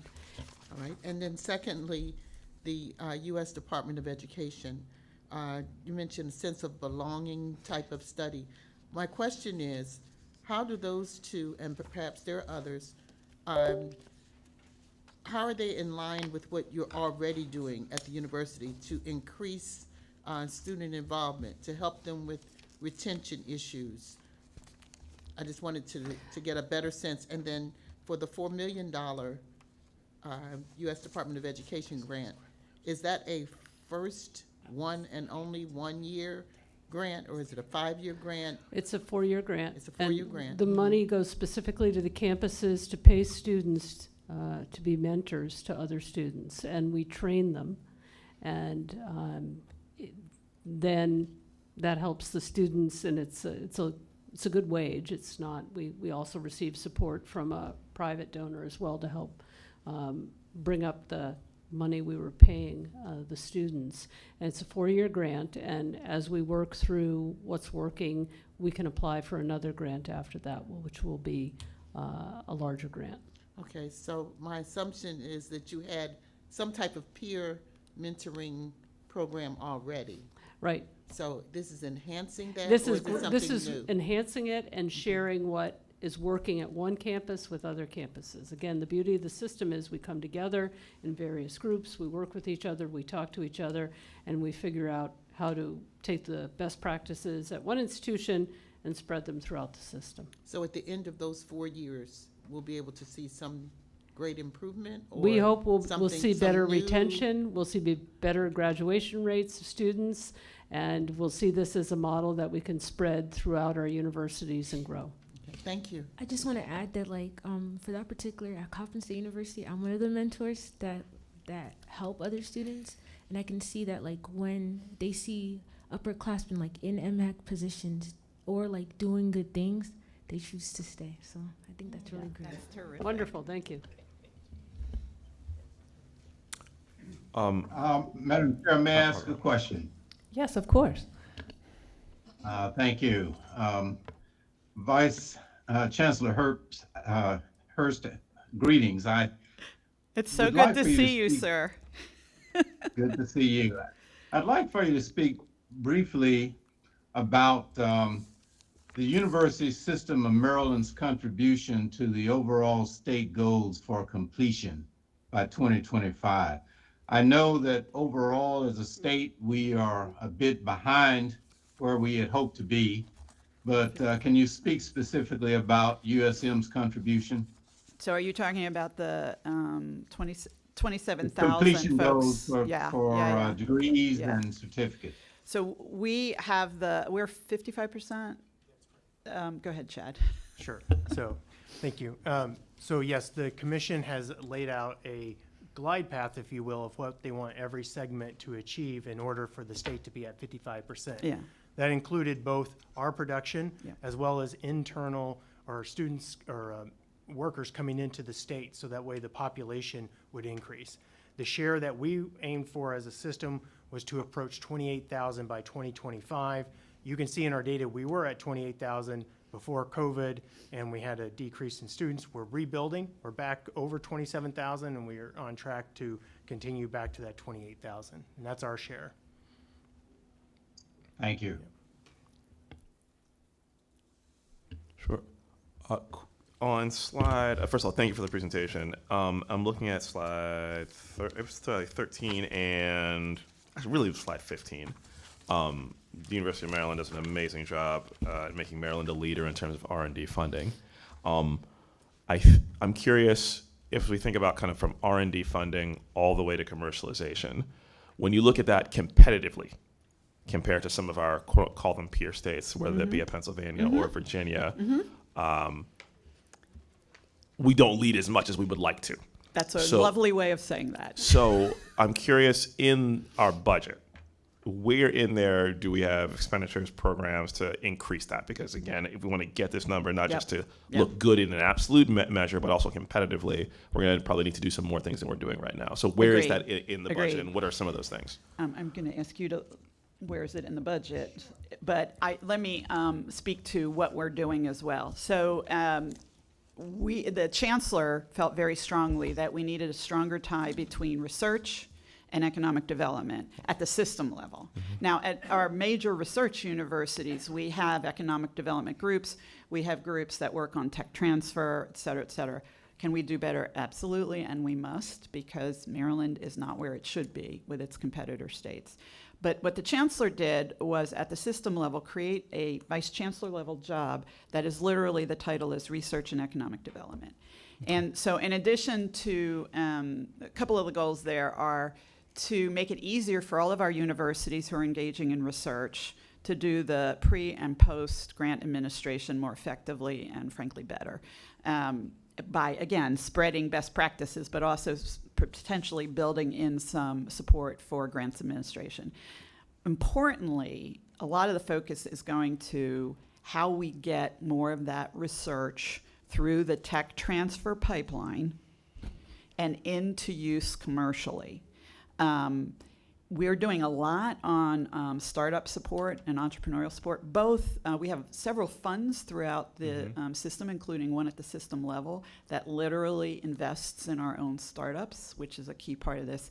But what we're being told throughout the state is we need more people who have experience in startups and more experience in tech transfers, including business people, legal people, et cetera. So business degrees is one of our growth areas throughout the system anyway, but we've done several surveys in the last couple of years since I've been here that talk to what we need to grow more of in the state to help both these startups, but also, as you know, there's this break in getting from the lab to tech transfer into the commercial sector. That's nationwide. But in Maryland in particular, having more of those support functions that have experience in small companies is one of the areas we've identified as we just don't have enough of those. We have a lot of people who have federal government experience. We have a lot of people who have large corporate experience. We don't have enough people who have that small startup to small business experience. Part of that is education. Part of that is attracting those people to the state, frankly. One small follow-up request, which you may not have here, is probably unfair, but I'll ask it. If we get data on companies that exist using IP created at a University of Maryland institution that are not based here, meaning that IP came out, a company was created, but they did not choose to stay here. Don't need to have that now, but would love to know that, because that is, number one, those are folks that we should be talking to understand why. But then secondly, what can we do in the future to make sure that those folks do not, future companies like that do not choose to leave? So we can at least get you an estimate. I'm on the board and of our, that's fine. but let me, if I could, I'm on the board of our system level venture fund. What happens is the companies, especially in software, AI, and healthcare tech, when they're ready to go public, they get wooed away to California, frankly, because of the venture capital structure and the infrastructure that can support them, and we're just not competitive in that area. I hate to say it, but yeah, we can get you some numbers. One of the requirements for our venture fund is they have to stay in Maryland, or we stop investing in them. So we try to provide incentive, but they're pretty small funds. So there's only so much we can do there. But I would love to talk to you offline about this issue. Thank you. Any other questions? We're still about 10 minutes behind, not bad, but thank you. That was a whirlwind, USM, all in 40 minutes, so thank you. Thank you all. Yeah.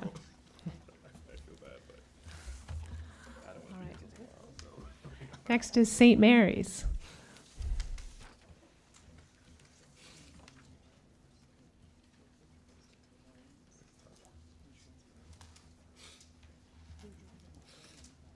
Good morning. Thanks for being here. Good morning. It's a pleasure.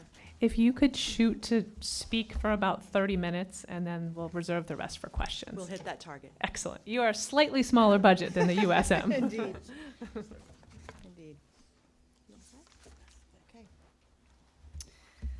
Good afternoon, Chair Motz and Vice Chair Agu, and the Secretary and the Commissioners. We're very pleased to be here today. Thank you for the opportunity to provide an update with respect to developments at St. Mary's College of Maryland, and really how our work aligns with the state plan for higher education, our operating and capital budgets, and additional matters. Again, my name is Katie Gantz. I'm the Vice President for Academic Affairs and the Dean of Faculty, and I'm here today with my colleague Amir Mohammadi, our Interim Vice President for Business and Chief Financial Officer, as well as Brandon Engel, our Director of Government Affairs and an alum. I want to begin with a brief note from our president, Dr. Tawanda Jordan, who is traveling for college business today and unfortunately can't be here in person, but she is immensely grateful, as we are all, for your partnership and your support and your assistance through the years and your confidence in our stewardship of our institution. Change slide, please.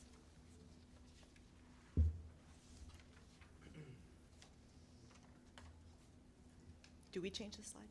Ah, there we go. Yes, but it's been I finicky. See. I see, got it, okay. So turning to our business for today, I want to very quickly reintroduce who we are.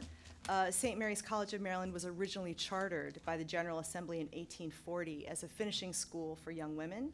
And over time, the college evolved into a 4-year coeducational institution accredited by the Middle States Commission. And in 1992, the General Assembly designated SMCM as Maryland's public liberal arts honors college. So in practice, that means that we've been charged with offering a premier liberal arts education, akin to what students experience at some of the best private institutions in the country, while still remaining accessible and affordable.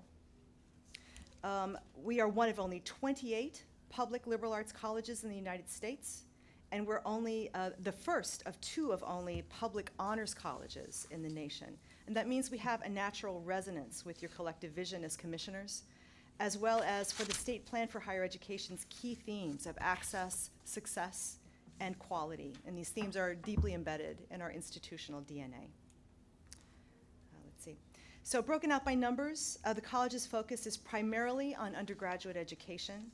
We offer 14 Bachelor of Arts and 10 Bachelor of Science programs, as well as a graduate level Master of Arts in Teaching, which is conducted on an accelerated 1-year basis. So we are, by definition, a very small institution with 420 total employees, including 148 faculty, 266 support staff, and 6 senior administrators. Next slide, thank you. Although our official census numbers will not be in for another couple of weeks, as of August 30, the college estimates that our full-time equivalent student population will be just under 1,800, a far cry from the roughly 1,500 low point prior to the pandemic. With respect to enrollment growth, despite extensive disruptions, as we've all noted, to the admission cycle due to the FAFSA, our entering class this year is slightly larger than the entering class of 2022.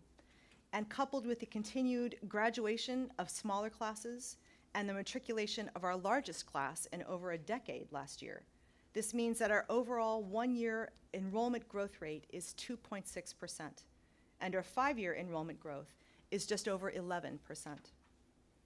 Additionally, we're extremely proud this year that we have remained off of the U.S. Department of Education's highest tuition list for the 2nd consecutive year. If you recall, back to last year, we were 38th out of 39 institutions, and our highest position ever was 6th in 2012. But this year we are far below that cutoff, unlike many of our private and aspirant peer institutions.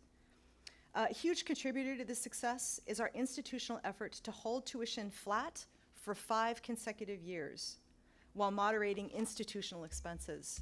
So all told, our tuition rate today is only $110 more per year than it was in 2011. Let's see, next slide. Thank you.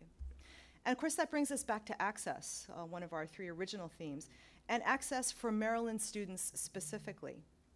Our student body is overwhelmingly composed of Maryland students, about 87%, and they are both diverse and diversifying, despite headwinds as a result of last summer's Supreme Court cases.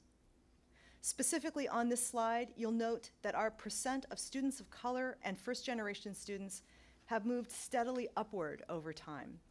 And we generally fall somewhere between our peer and aspirant peer institutions in terms of diversity. And additionally, unlike many institutions which have experienced a drop-off in admissions for Pell-eligible students, ours has remained fairly resilient. You'll see that we actually have a slight tick upward. In any event, we view each of these cohorts as opportunities for growth in future classes. Next slide, please. And of course, we're all cognizant of the fact that just because a student may have access to higher education, that access also needs to be affordable. And we are extremely grateful that the state of Maryland has prioritized access to a liberal arts education through public means, because affordability remains a key concern for St. Mary's students.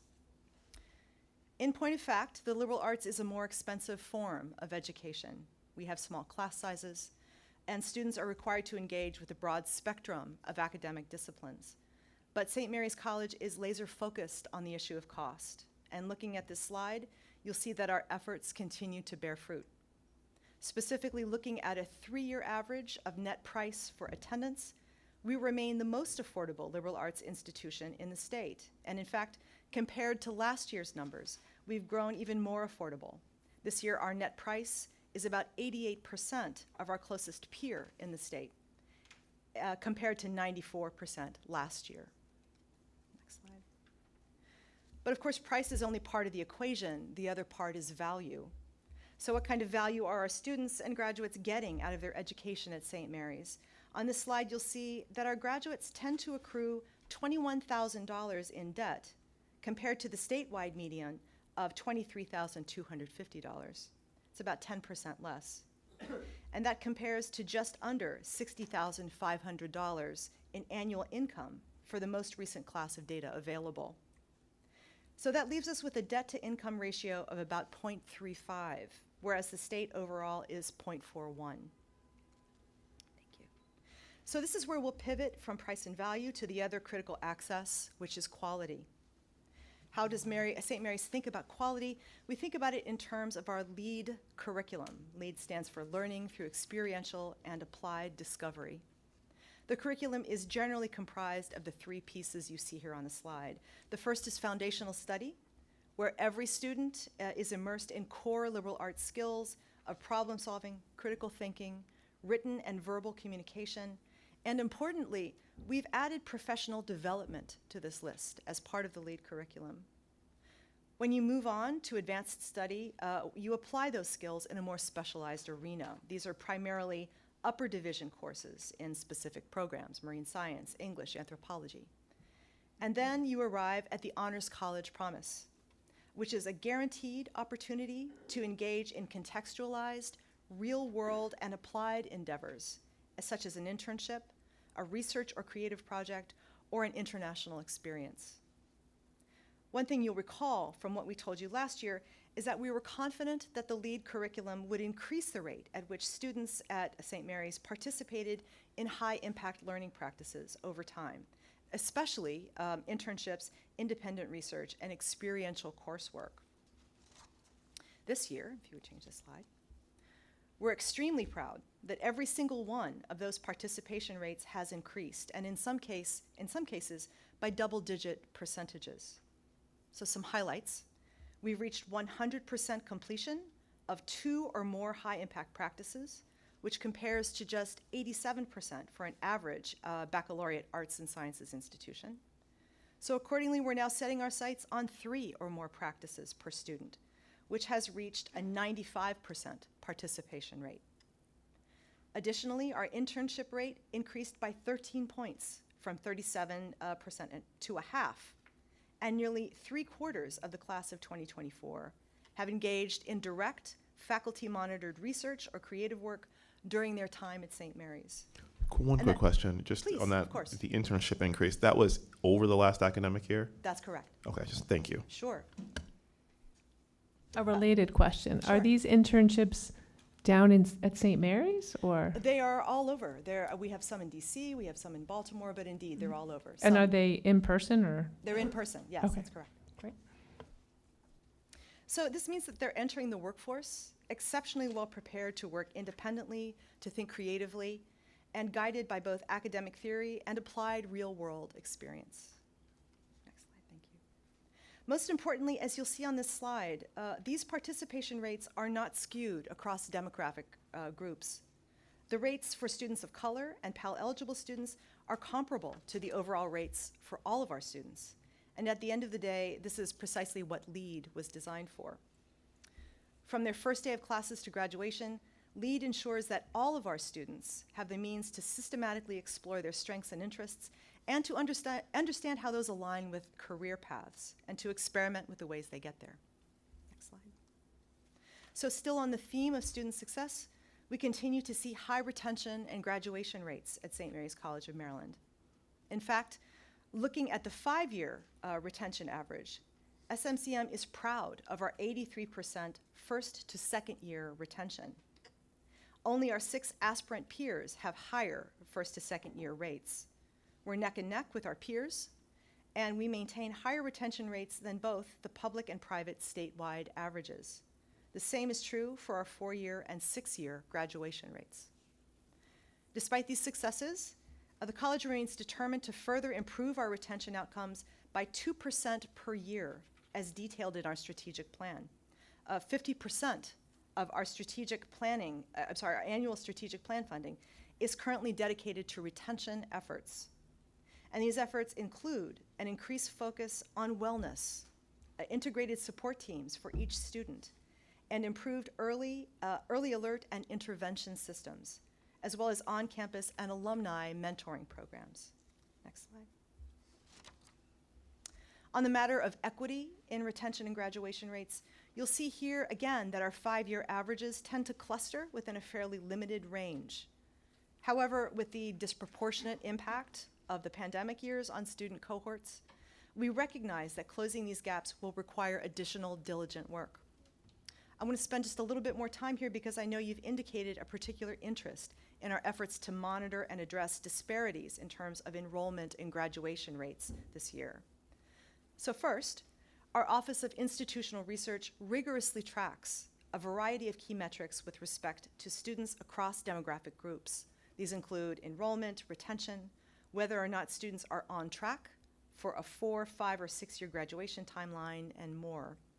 These data are regularly reviewed and scrutinized by our senior leadership and also by our Board of Trustees in order to identify and address those concerns as they may develop. May I jump in with a question? Please. Do you do any sort of predictive analytics? We do, and in fact, I'm happy to talk about that. We've recently contracted with I just lost my place here. We've recently contracted with a third-party contractor that does precisely that, specializing in third-party analytics. So yes, that's now part of our scheduled. Like if a first-year student gets a D in chemistry, Precisely. Is somebody visiting with that student first semester That's so she correct. doesn't drop out? That's correct. Those are part of the intervention metrics. Yes, thank you. Let's see. We are also, through our enrollment management division, in the process of developing a retention dashboard. That not only provides a comprehensive view of these key metrics, but also incorporates direct feedback from students so that we can, so that they can inform us of what they're experiencing. And this enables us to improve our student support services and structures in a more responsive and data-driven manner. Until that's completed, though, we also offer several targeted programs for students based on the certain cohorts they may fit into. So this includes the D'Souza Brent Scholars Program, these are referenced in our narrative, Sum Primus, and our Landers Scholars. Additionally, the college has recently conducted a cluster hire of 6 Ross Fellows who have been hired based on their demonstrated commitment and experience with inclusive pedagogy, and this is across disciplines. This is a cross-disciplinary cluster hire. And finally, as I've mentioned, we recently contracted with a higher education analytics specialist that will enable us to study institutional data, also disaggregated by demographic groups through both targeted and longitudinal means. And with that, I believe this is my last slide, so I want to hand the mic over to my colleague Amir to discuss the budget structure, expenditures, and capital requests in more detail. Thank you, Dr. Gans. Good morning, Commissioners. The current structure of the college's estate support is very straightforward. The majority of funding comes from our general fund grant formula, which was originally established in 1992 and revised in 2017, and the remaining $2.5 million comes from the state's higher education investment fund.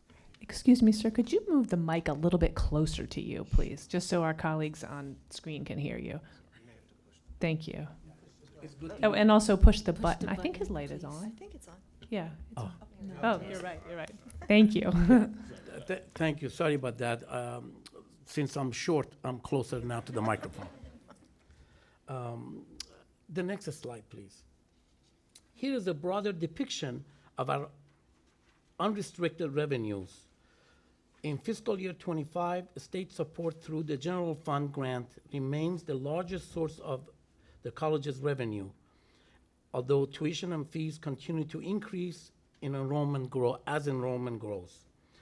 These figures are inclusive of the recent action by the Board of Public Works, which reduced the college's general fund grant by approximately 1%. Next, please. Salaries and wages represents the college's largest expenditure category, followed by operating expenses, and supplies and other, as well as financial aid.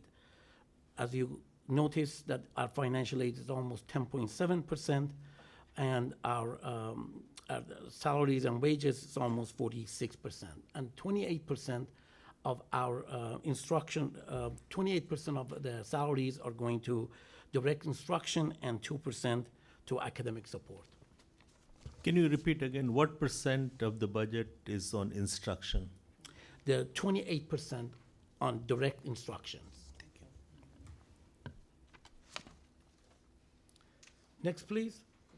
The college's fiscal year 26 request is very straightforward. Our traditional deferred maintenance request in the form of campus infrastructure improvements and the renovation of the Montgomery Hall. Montgomery Hall, next please.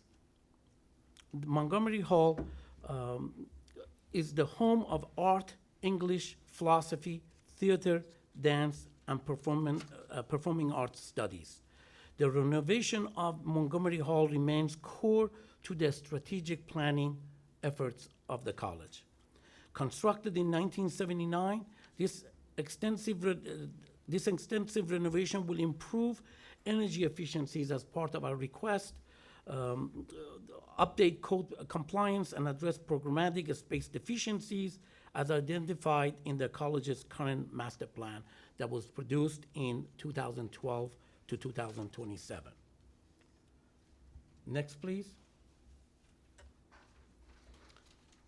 Moving quickly, in the interest of time, the college also requested approximately $2 million in annual funding for various infrastructure improvements to address critical deferred maintenance and renewal needs. These capital investments are essential in the college's efforts to attract, recruit, and retain talented students, faculty, and staff as we expand our role in as the National Public Honors College. Next, please. You will see Schaefer Hall. This is the home to physics, biology, marine science, mathematics, and computer science.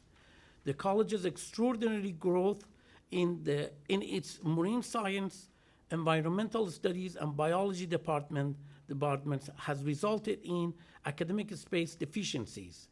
We had anticipated fiscal year 24 a student body to include 33 marine science majors. But we exceeded the numbers by nearly 300%, with 95 declared majors in science majors. We exceeded our own expectations. The existing greenhouse, teaching labs, and and faculty office space in Schaefer Hall required expansion and renovation to meet student demand. The same is true for our business administration program, which has 105 declared majors compared to our estimated 60 students for fiscal year 24. That we are very thrilled by the growth of this program as well. The existing science buildings are not large enough to handle these programmatic space needs in addition to their current core curriculum studies. That is why we have provided conclusive justification for renovation of these two antiquated buildings. Again, our existing life science and social science buildings are not simply enough. And that concludes my very brief presentation. If you have any question, we'll be more than happy to answer. Any questions? All right, thank you very much. Thank you. We have caught up, and in fact, we are ahead of schedule now.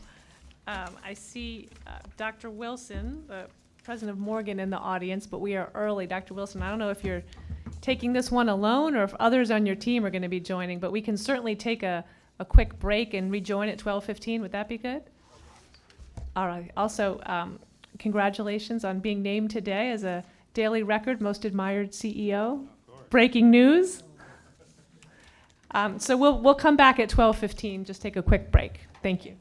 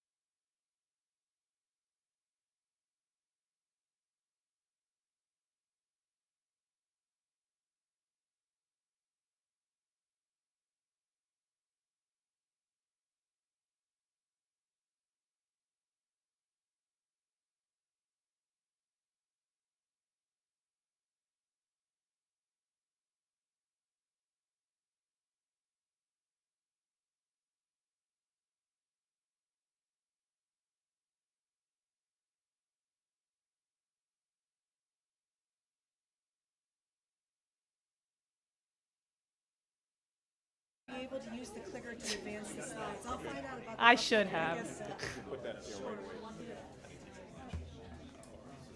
Dr. I am, yeah, because my Your team doesn't want to come here. No. You want me to sit next Yeah, to yeah, you? please do. I'm lonely, right? First time I've ever done this for my CFO. Good afternoon, we're back. Trying to keep us on track. Thank you, commissioners online, for rejoining. I see Commissioner Bands. Just want to make sure we have a quorum. 1, 2, 3, 4, 5, 6. Just waiting. One more online commissioner. Dr. Wilson, are you waiting on anyone, sir? No, I'm alone today. believe it or Okay. not. Great. I think we need one more commissioner. Oh, Dr. Burnham, are you with us, sir? Yes. Yep. Ms. Cadia is right. I should have told people to come back at 12:10. Yes, I'm here. Oh, thank you, sir. Okay, Dr. Burnham is here. So we do have a quorum. Dr. Wilson, the floor is yours. If you could, try to stick with speaking for about 30 minutes, and then we'll ask questions. Okay, thank you very much, Madam Chair. And I believe this is the updated presentation that we sent along. I understand that we don't have the updated Okay. presentation yet from your assistant, so you would just. you should Okay, just so go I'll just with move that. forward with this one. First of all, Madam Chair and members of the commission, thank you as always for giving us an opportunity to come and talk about the investment that the state is making in Morgan and how we are giving the state a handsome return on that investment. I'll certainly respect the time and move through this real quickly. And let me see how I can advance the slide here. Nothing is happening. Can I do it now?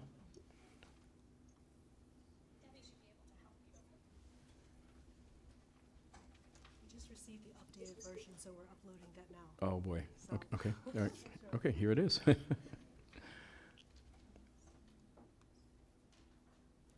And so this is just a quick overview of what you'll hear from me. And I do have our Executive Vice President and CFO on the line.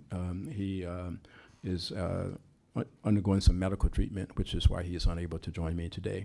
But Morgan State at a glance, and then just a little bit about Transformation Morgan 2030, how we're seeing the world and why that is important for our state.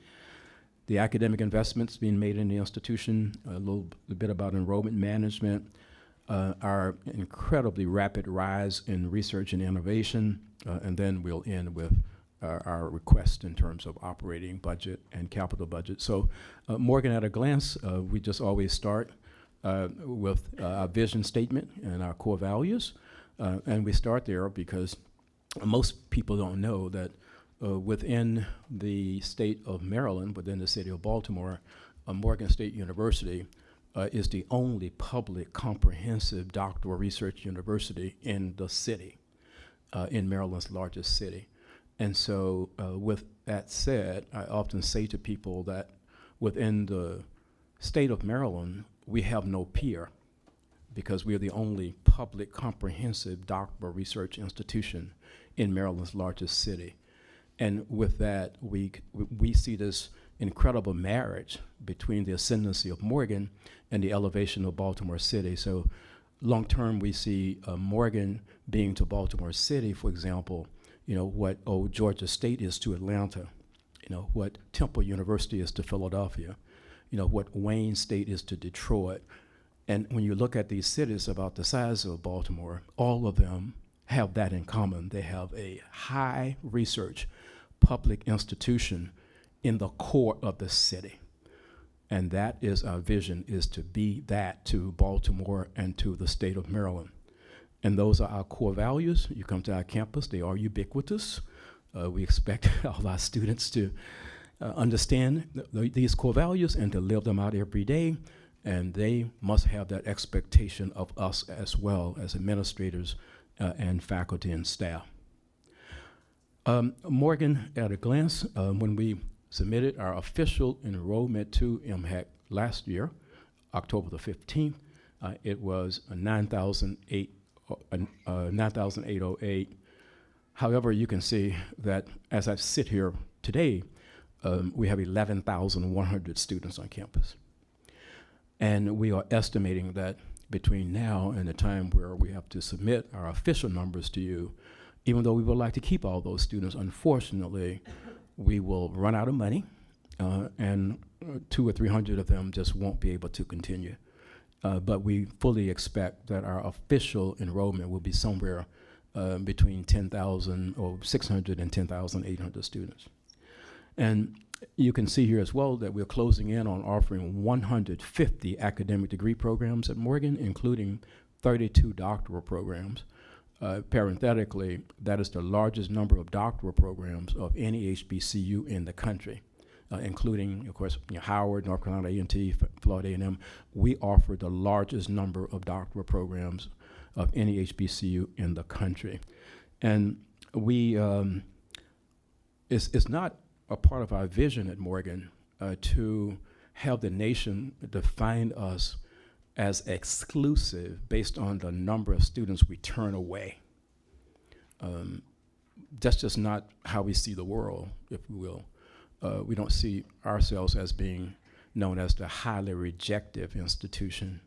And so as such, our mission will continue to be one where we will concentrate on students just like their president, a first-generation college-going student who did not have 2 Lincoln pennies to rub together in order to get to college.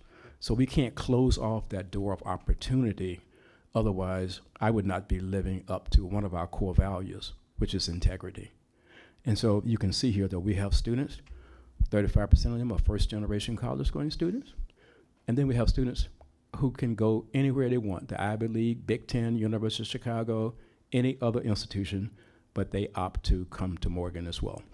And so great diversity on our campus.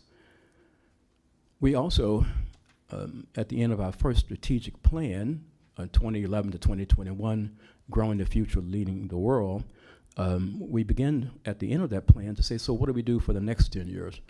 And we have a very robust strategic plan guiding us to 2030, Transformation Morgan, Leading the Future. And there we only have 6 strategic goals there.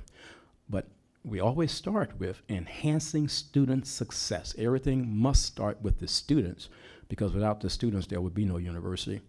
And of course, we want to make sure we're investing in our faculty, investing in our staff, elevating Morgan to a very high R1 institution.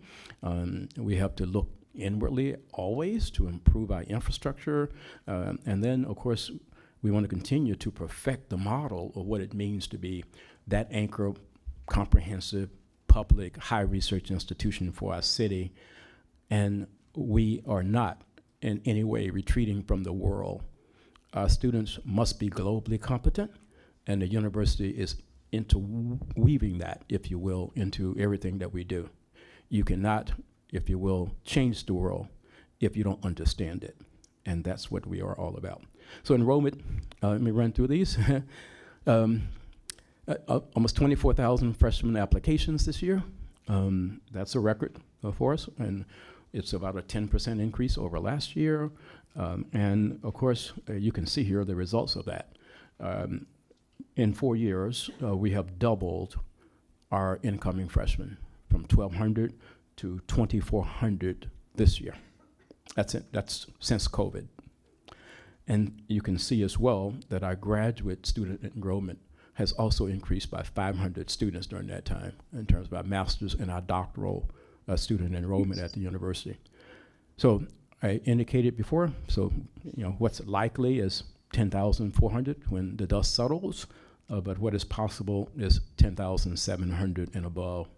And I'm not going to go through all of this. That's there for you to take a look at in terms of these next slides. The takeaway here, though, is that I've just concluded my 14th year at Morgan, and every year we have not fallen below a 70% retention rate. That's never happened in a 157-year history of the institution, and we will continue to move down that path. Also, in terms of research and economic development, along the way, we are addressing many of the questions that you ask of us in terms of innovation, impact, student success, and how we're investing in those.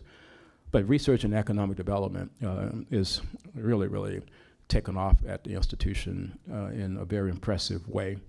You can see here that we have gone from research expenditures of roughly $13 million just 5 years ago to now over $50 million in research expenditures. That is, you get the grants in, but in order for you to be considered in the Carnegie classification as either an R3, R2, R1, you got to get that money out the door. You have to spend it, if you will.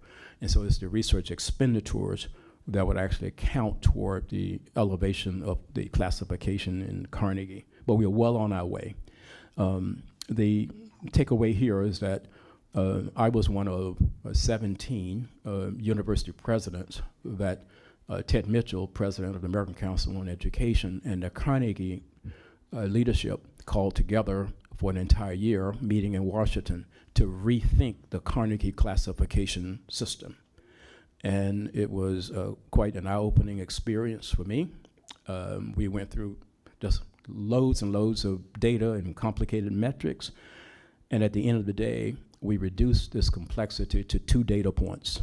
One is you will move up to R1 if, for example, over a 3-year period, you will produce an average of 70 doctorates. And if over a 3-year period, you have $50 million in research expenditures. So given the trajectory that we're on, we are fairly certain, you never come 100% certain, that we'll be a Carnegie R1 institution in 2027.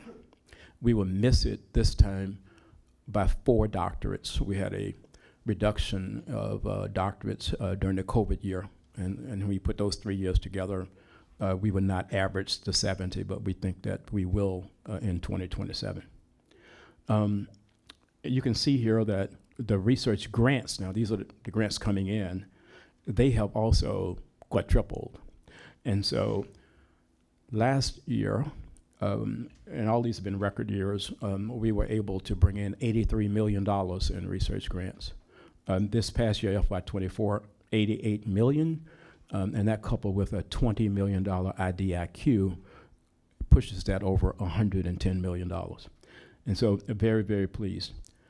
Now, all of this, of course, has a huge economic impact, both in our city and in our state.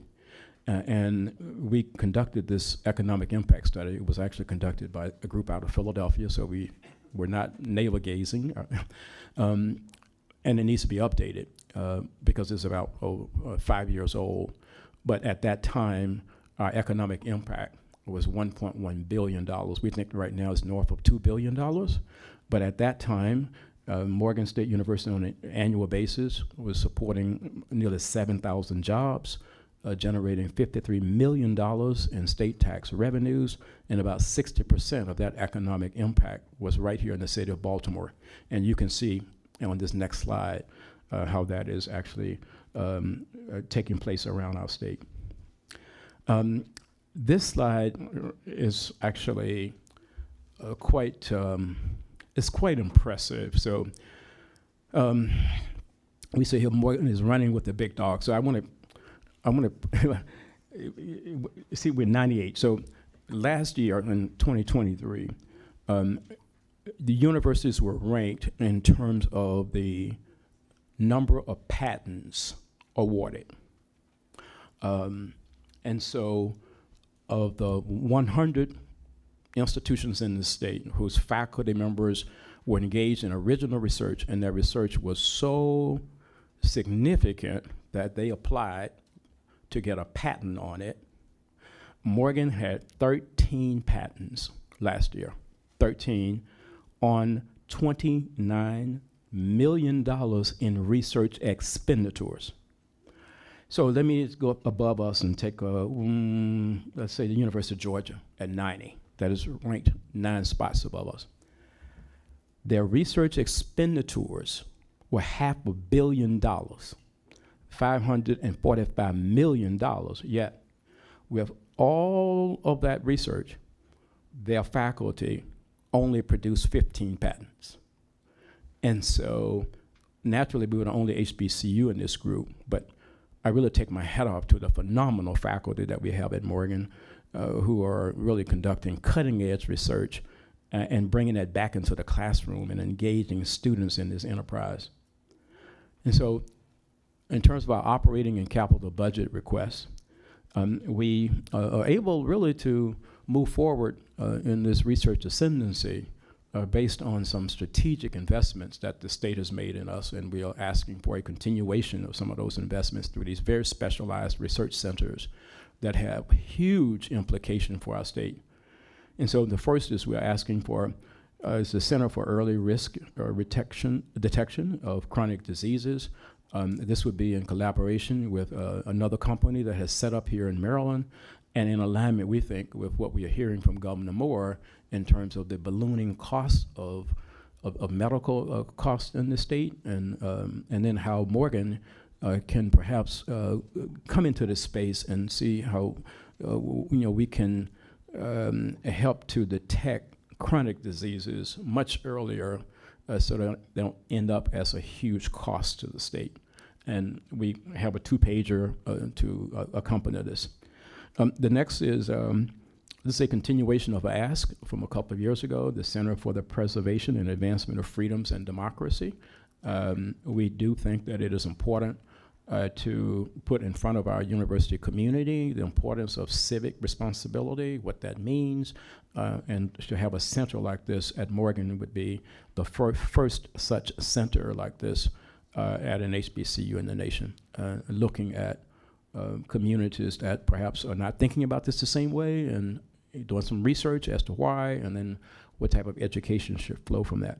The Center for Brain Science, we are in partnership here with Johns Hopkins and the Lieber Institute, Dr. Alvin Kennedy, and so we have access to several hundred African American brains, and we have just hired an endowed chair. We have an endowed chair at Morgan in brain science, and so we think we know we want to go forward now and become a leader in the production of research on early detection based on what we are seeing with regard to some of the brains that we will be examining. And then the last is a Center for Cannabis Science and Management for a total of $12.2 million. This is just an example here of some details in the operating budget. You had asked us about the percent that we are spending on instruction from last year, and based on our NACUBO numbers, I think that's up to about 32%. And we've also looked at our peers, and that is in alignment with several of our peers. We need to update the peers in the report. That's one of my top priorities, because those peers actually are about 8 to 10 years old or so, and quite a few of them are no longer our peers, but we understand that we have to stay with that until we update it. In terms of our capital budget, we are asking for $113 million. The large share of that is for phase 2 of our science building. Morgan, of course, is a leader in this state and in the nation in the production of blacks in science and blacks in engineering. I was quite shocked when I came to the campus and I saw the condition in which those professors were educating these top-notch students who have gone on to MIT and Carnegie Mellon and University of Maryland and Harvard. We have a student at Harvard right now who, single her out, Soraya Rankin, who was an astronaut scholar. She finished with 4.0 in engineering physics at Morgan, and she got a full ride to the PhD program at Harvard. She just completed her first year in astrophysics.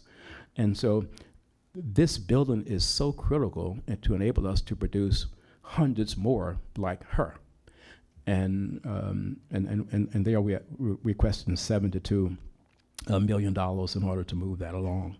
That's the major takeaway there, because that science building is so critical for the future elevation of Morgan and to put our students in the right position to be competitive both in our state and in our nation. And so With that, that's my presentation, and David Lachina, my Executive Vice President and CFO, is on the line, and so for all the tough questions, I'll toss them to him.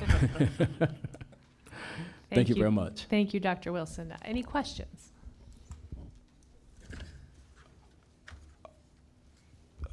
I have a tendency to talk more than I should, so I was trying to wait. Dr. Wilson, just first of all, I want to just really hats off. I know, I think last year when you were here, I asked you about the R1 process and the fact that, by 27, I think that you might even get there a little before that you'll get that status is a huge achievement, and I know this has been top of the governor's agenda, so this is amazing. Once you get that status, which I hope will, now it's the next bar. So as we think about once you achieve that R1 status, talk about what you're looking for from Morgan to achieve once it achieves that. Yes. What's kind of next? What are going to be the next bars of success that you're going to be looking for? It is as a research university. Oh yes. So one of the things, Commissioner, that I have been consistent in saying is that as Morgan ascends to quote unquote R1, that we will not lose our soul in the process. So we will be a soulful R1. And what does that mean? That means that of the 140 or so R1s now, when we get to the penthouse of research, with all due respect to them, we have no intent to be like them. We want to bring a very unique flavor to that penthouse. And that means that we have carved out a R1 mission that is true to the intractable opportunities of our state, of our city. We want to conduct research looking at issues of equity, marginalized communities, and how the research coming out of Morgan is going to speak to these conditions in a way, with all due respect to our peer institutions, may not be speaking to, given the diversity of faculty perspectives that we can bring to some of these issues. So once we get there, we want to be known all over the world as a model for how research institution can bring forward a very comprehensive body of results that policymakers and others would know what to do with on Monday morning in order to deal with some of these issues that have just been with us far too long. And if Morgan is known for that and is producing those kinds of results, we'll see a different Baltimore City. We'll see a more vibrant and competitive state of Maryland, particularly as the population continues to shift the way that it is.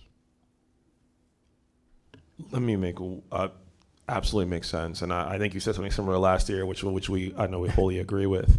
One thing I might also add is, as we think about you getting to that R1 status, which I expect, and producing amazing IP, which I expect, similar to some of the conversation we had with the University of Maryland. The next question is going to be, once we create those amazing ideas and those amazing innovations, how do we make sure that they turn into great companies, yes, run by Morgan graduates, yes, that ideally are located down the street from Morgan, that are employing other Morgan graduates? And I think one thing as Maryland that I think we need to do better, and this is not a Morgan, is not to Morgan, I think to all of us, is how do we make sure that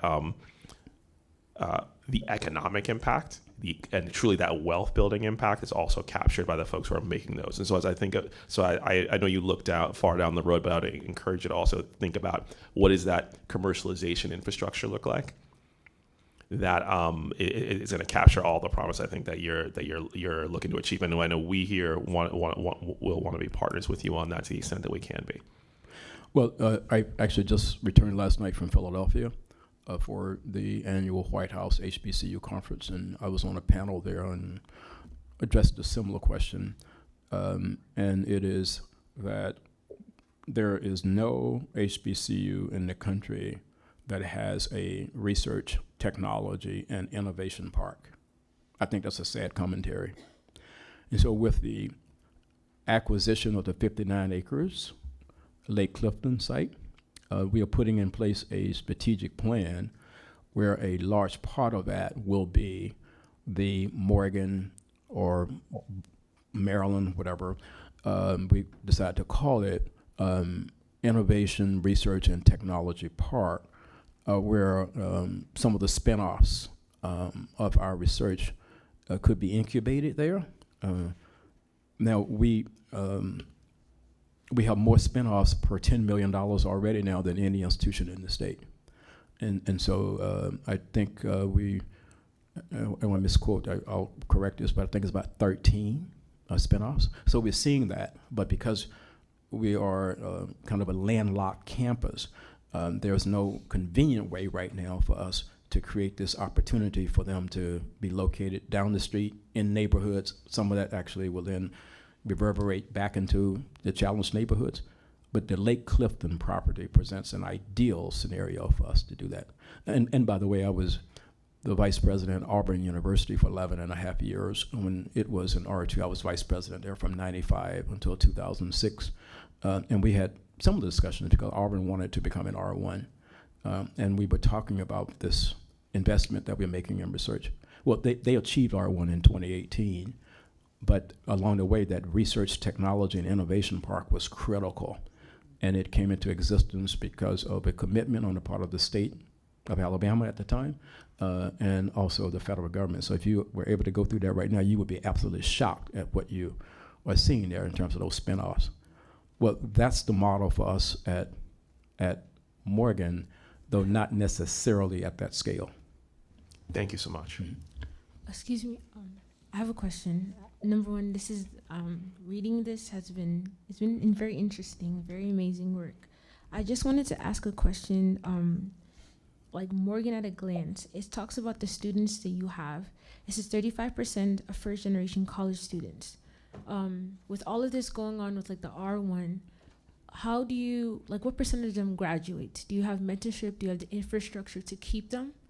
And I want to know about like those students and what percentage of them are part of like the doctoral programs, the master's programs? Are you, as you're growing with research, are you still taking time to cultivate those students as well? And where are they going? Yes. So our retention rates, as I said, are right now historic for the institution, considering the population that we serve. We're never satisfied. We want to inch those closer to 80%. Yeah, which is, I was noticing St. Mary's, and they were like 80%, but it's a different socioeconomic student population, right? But that's our goal.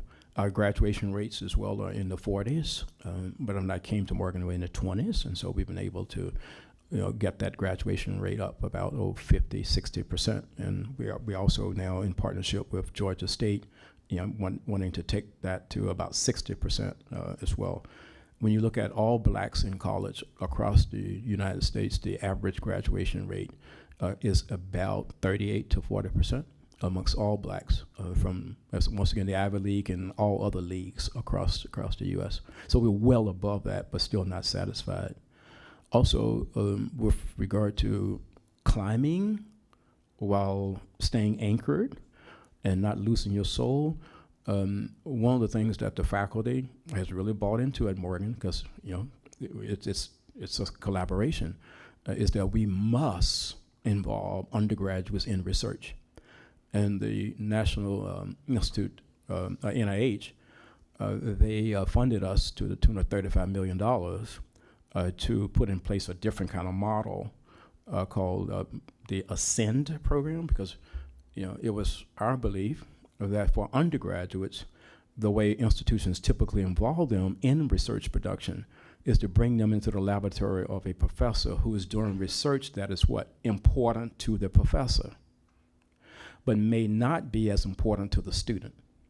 So the model that we put before NIH to fund was one where we were going to entice a group of 5 students in an interdisciplinary arrangement to take a problem and then come at that problem from an interdisciplinary perspective. So the problem may be water quality.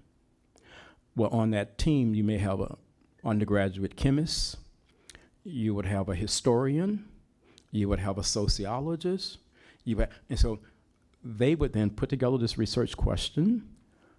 Then they would have to present their proposals to a faculty, and we have a faculty from Brown University, from NIH, Johns Hopkins. They go to a hotel near the campus, they present their proposals, and if their proposals are deemed fundable, then we fund that proposal and have them carry out the research that they care about.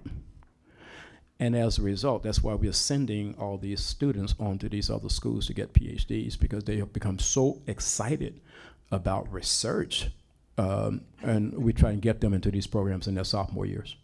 I think that's great, but again, like, do you have any infrastructure, like, for those first generation students, like to like target them specifically? Because I understand that, like, I understand about the SEND program, that's very great, but I wonder, like, I know 40% of those students like graduate, which is nice, but like particularly for those students, like, do you have any mentorship infrastructure to keep them? Yes, and so we have.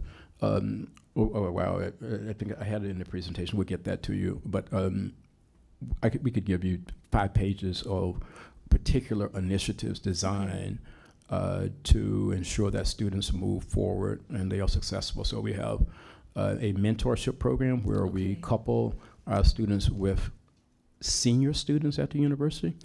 We have alumni and classes that are saying, okay, here's the way my career has unfolded. I want to give back to the institution, so we bring them into that mentorship. We have what we have called, for a while here at Morgan, an intrusive, lovingly approach to counseling students and to ensuring that they don't get lost in the reason why they are in college. And that takes on the sometimes it can look like a social worker. And we don't struggle with that. I mean, we go into residential halls and knock on doors.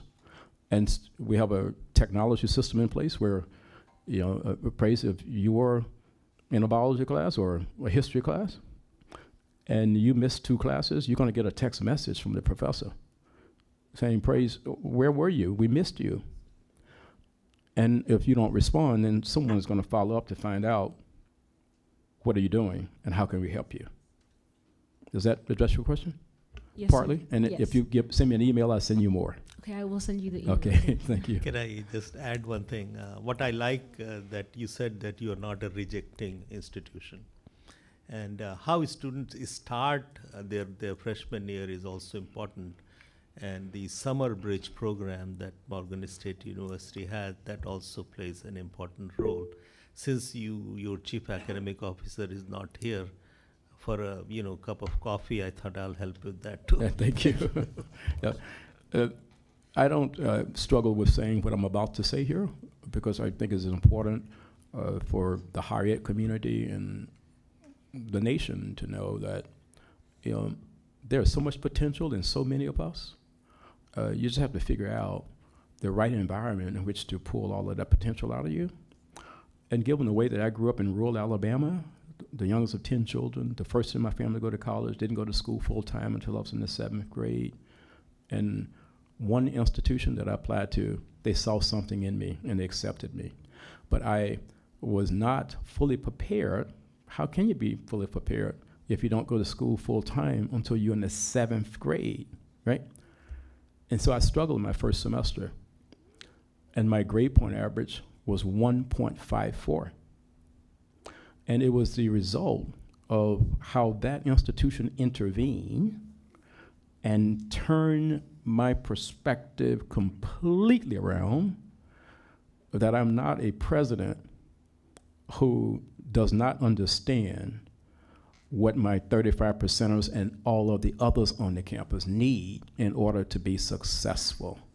And so I walk the campus religiously, meeting students and staying in a conversation with them until they say something that I can legitimately say, praise, that was the most innovative and original thought I have ever heard. And they would say, well, But President Wilson, I said that. Let's just say it again. And I said that was the most original and innovative thought I've ever had, and I have a good day. And I leave, and I look out of the corner of my eye, and that student marches on with a different kind of beat. So anyway, I don't mean to go into detail about that, only to say that as President Morgan, I could never, ever turn my back on students who have 150 million times more potential than their president, if all it takes is just a little time and investment in them.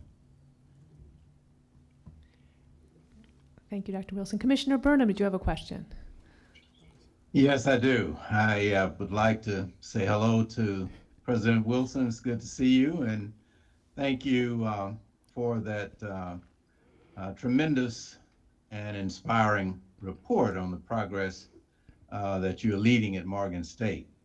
A few years ago, the state of Maryland, I think through MHEC, established graduation and completion goals, that is, goals for number of degrees awarded or certificates for the state of Maryland by the year 2025. I think it was 55%.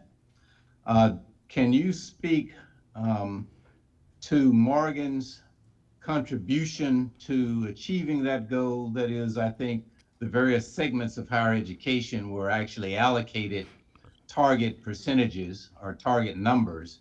I don't know what they were for Morgan, but I thought perhaps you would recall and would be able to speak to where you are, that is where Morgan is in terms of doing its part of meeting that 2025 goal. Yes. So those numbers were put in front of us by MHEC at the time, but that only lasted, I believe, Dr. Burnham, for a couple of years. And so we were no longer asked to come forward and to report on the progress that we were making toward those goals. And so I can get that to you as we go back several years and look at what those targets were.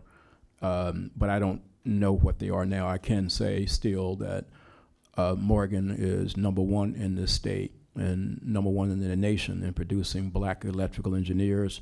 We're #1 in civil engineering. We're #1 in industrial engineering. And I think we're #4 in the United States in producing blacks in engineering in all fields. I can say that the National Science Foundation conducted a study looking at all blacks in the U.S. who had a PhD in either engineering or in the sciences they got it between 2002 and 2011, I think, National Science Foundation. And they want to know, well, where did you get your undergrad degrees? In engineering, Morgan came in #2 in the nation. Our sister institution, North Carolina A&T, was #1. But when they broke it down by gender, amongst black females, Morgan was #1 in the nation. And then in the sciences, we were #5 in the nation as well.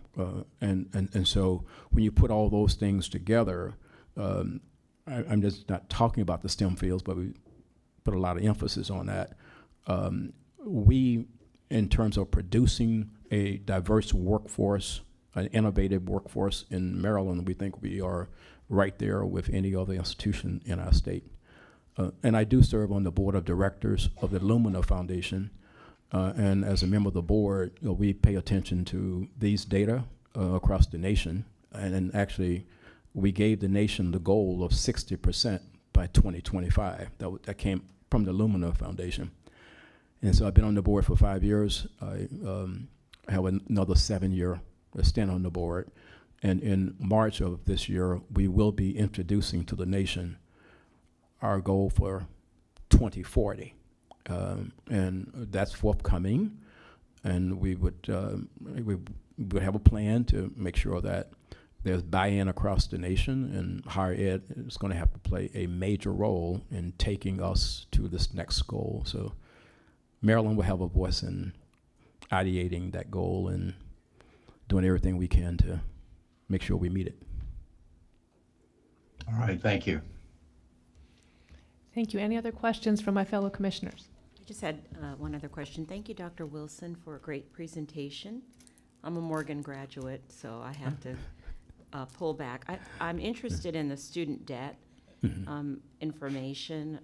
I noticed on the presentation that I have that students incur average of $28,000, but their median earnings are about $55,000. So I'd just be interested in getting more information, because I believe that one of the contributing factors to students not retaining and not staying in college is the amount of debt.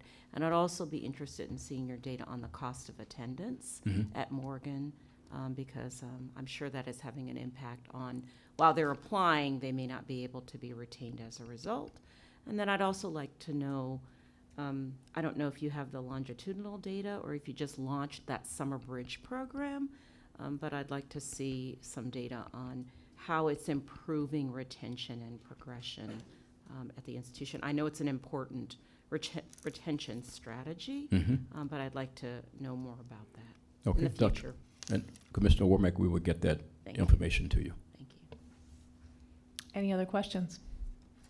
All right on time, Dr. All right. Wilson. Thanks for a great presentation. All right, thank you very much. Thank you.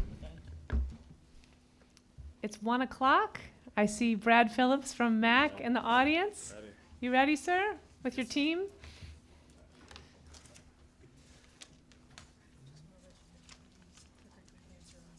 Okay, thank you. Always a hard act to follow. Good afternoon. My name is Chair, Vice Chair, Mr. Secretary, members of the Commission. My name is Brad Phillips. I'm the Executive Director for the Maryland Association of Community Colleges, and proud to represent 16 community colleges that do not reject anybody and take 100% of those that are able to attend. So let me begin here. Seems like I too have, there we go. Normally we don't pay much attention to rankings when it comes to community colleges because we have a pure public mission in accepting and helping all students. But I think in this one point, I would like to make an exception that according to Wallet Hub, we are the #1 community college system in the nation, which is a nice thing to be able to say. So thank you very much. We represent 16 different colleges with 23 campuses, thousands of sites in virtual learning and all sorts of blended locations. I want to start by talking a little bit about MAC, as does have a strategic plan, and I think it dovetails very nicely and aligns with what I see coming from the Moore-Miller State Plan, and as well as the Maryland Higher Education Commission's State Plan on higher education. And I'll say we have 4 basic competencies that we are strategically aligned when we work with our community colleges, and those are to protect the value of the associate's degree and work on seamless transfer opportunities. Second is building the new workforce. This one is actually, you can see the changing nature of the way people are accessing post-secondary around workforce, credentials, skills versus degrees, and we're really working hard to figure out ways to get more students in the pipeline by skills training and other opportunities, which I'll talk a little bit more about what we're doing by example. The third, protect affordability. This is a major one. When it comes to the investment that the state makes in higher education and community colleges, this is one that will really help with the goals of equity, access, and affordability. And the last one is bridging the digital divide and digital equity. We see our role there as helping other students who are marginalized or underrepresented have opportunities through technology, as well as the means necessary to complete their whatever academic or career goals may be. Who do we serve? We serve around 103,000 credit students. 62.7% of those students represent other minority categories, whether they're Black, mixed, multiple races, Hispanic, and about 37% are white. 6 out of 10 are women, and 7 out of 10 are part-time. And the average age, of course, depends on where you're going and which community college, but if you average all of them together, it's roughly around 25 years old.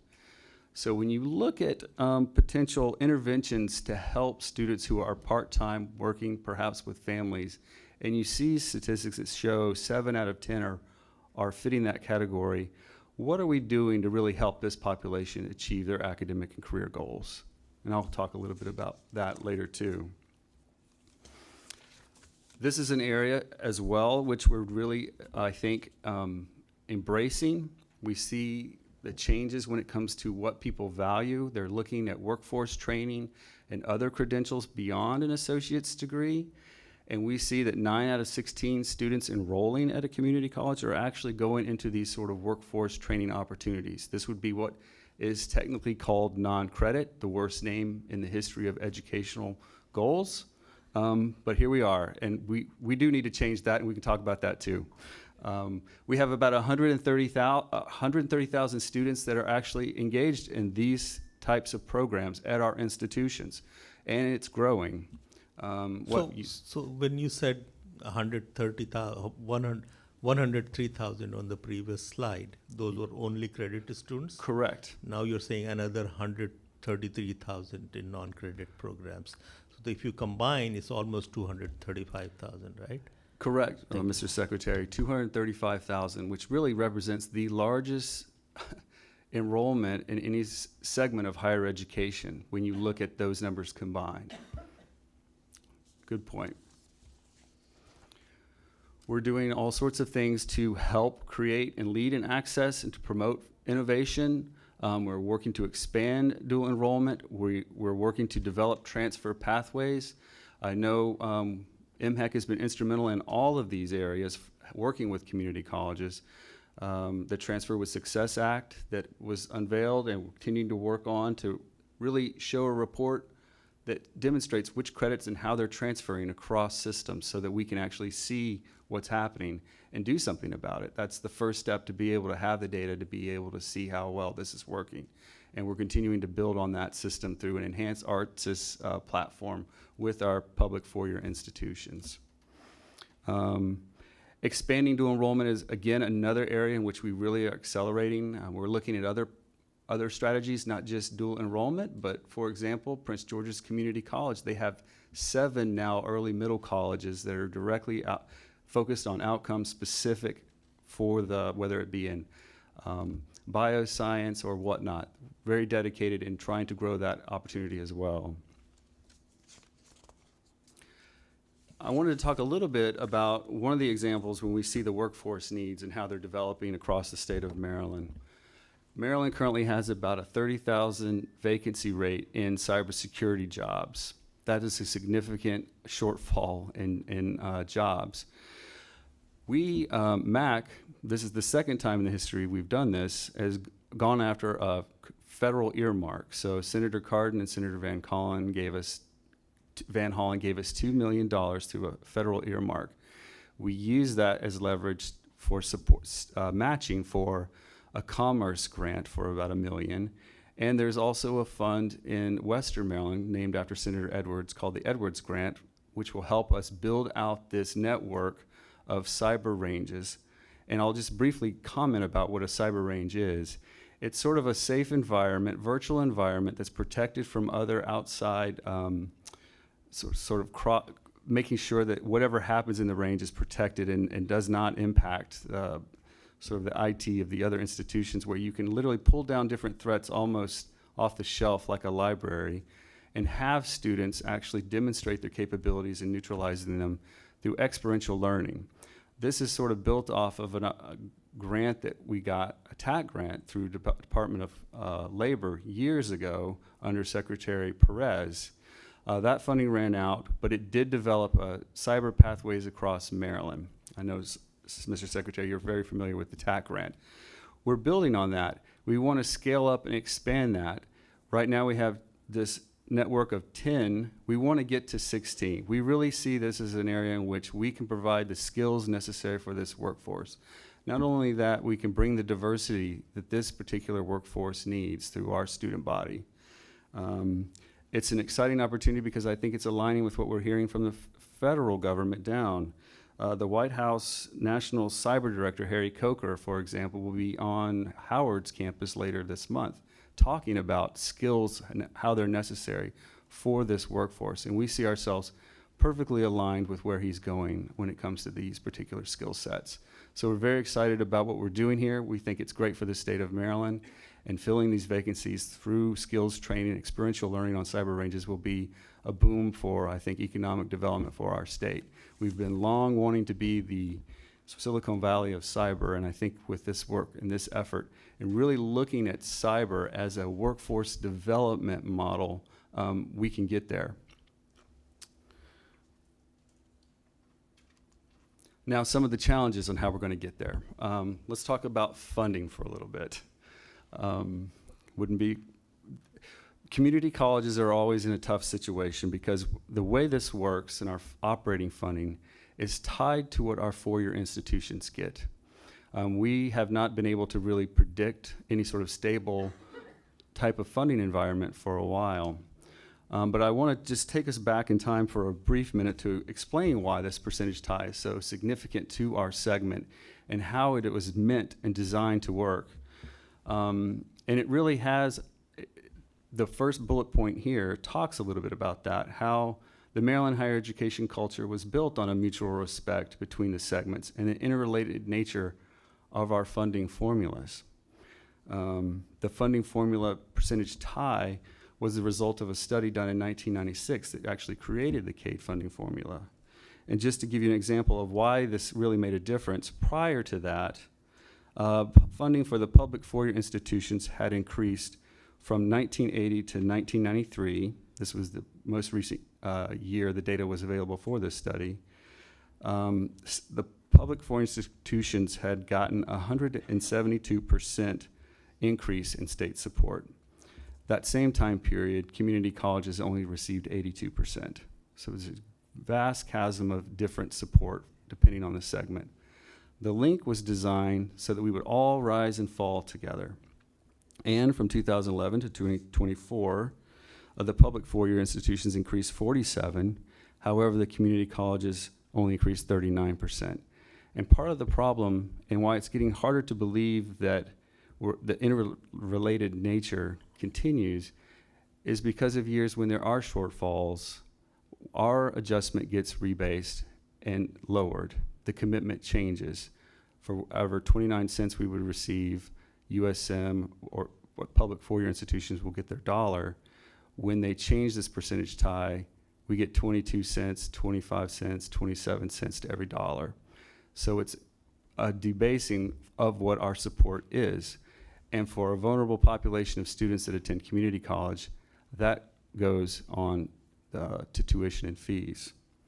Part of the strategy here is it's hard to predict, it's not a stable environment, and we really want a state policy that will continue this interrelated nature of how we're funded. Last year when CADE was permanently changed, that statutory amount dropped from 27.2. That will be, over the next 5 years, if it doesn't get back to 29, almost $50 million gone from community colleges funding. And one of the things that also changed is it removed the hold harmless. For institutions that would not get anything, there was always a hold harmless. That hold harmless locked in place the ability for community colleges to still receive the county share. The way the interrelated nature of these funding formulas work is as long as the counties provide their same level of support, they would have been eligible for the hold harmless, or if there is an increase, the counties have to provide the same level of support. Now with no safety net or no hold harmless, the counties are not obligated to fund at the same level. So when the state cuts funding or holds it, the counties can now reduce their funding with no penalties whatsoever, which makes it an even harder reality for us when we look at our budgeting process. Does that make sense? Yes, may I ask a question, Mr. Phillips? Yes. How does enrollment figure into this? I was looking at the enrollment data that I know BCCC is not part of MAC, but they Right. happen to be our first presenter today. And they had some comparative data showing that both their actuals and all other Maryland community colleges' actuals were down, but are increasing significantly this fiscal year. And then it looks like it kind of levels off. So I was sort of interested in why such a sharp increase 24 to 25 and why you think it's going to level. and then also how the enrollment piece factors into the CADE formula. I'll start with the last point first, and then we'll go forward with the other points. So we're pegged to whatever FTE the four-year institutions get. To simplify the matter, if it's $1 they get, for every FTE we get, it's 29 cents or now 27.2 cents. So whatever the enrollment is, it's factored on what the four-year institutions receive. It's not year-over-year increases in funding per se, which has sort of been the way that this has been looked at in the past. You have declining enrollment and you're getting more support per FTE. Well, that's because you're giving more support to the four-year institutions. It just filters through to the formula for us in an equitable way. When it's cut for us, it detaches that link. As far as why our enrollment is declining, there's all sorts of different reasons for that. I'm sure there's some demographic changes. We have, we're beginning though, as you said, to make the turn, make the corner, which is really great. This, I think, preliminary data for our census is now coming in, but we will have 2 years of enrollment growth. Last year it was around 8.8. It's still not really certain yet what it is, but I'm anxious to see it. We'll get those numbers actually from you all when they're collected from MHEC, and then we'll be able to provide them to you. But it does look like there's a significant increase. And you know, it's hard to say. I think we're trying to attract more students in different areas and keep students engaged in higher education opportunities. There may be some strength in dual enrollment opportunities as well that are really working here. So more to be continued, I guess. 2 years will make a trend, so maybe we'll be able to dig into it a little bit more.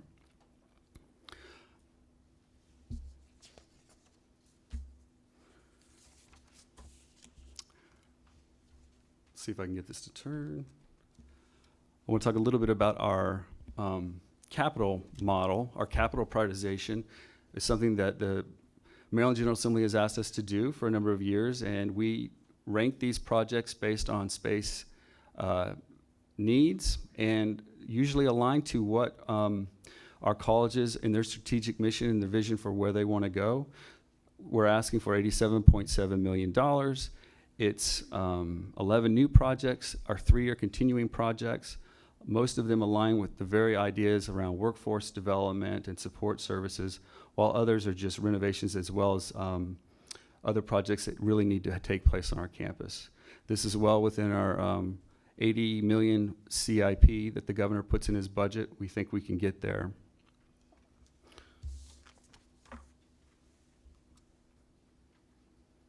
Please, I don't know where to point this thing.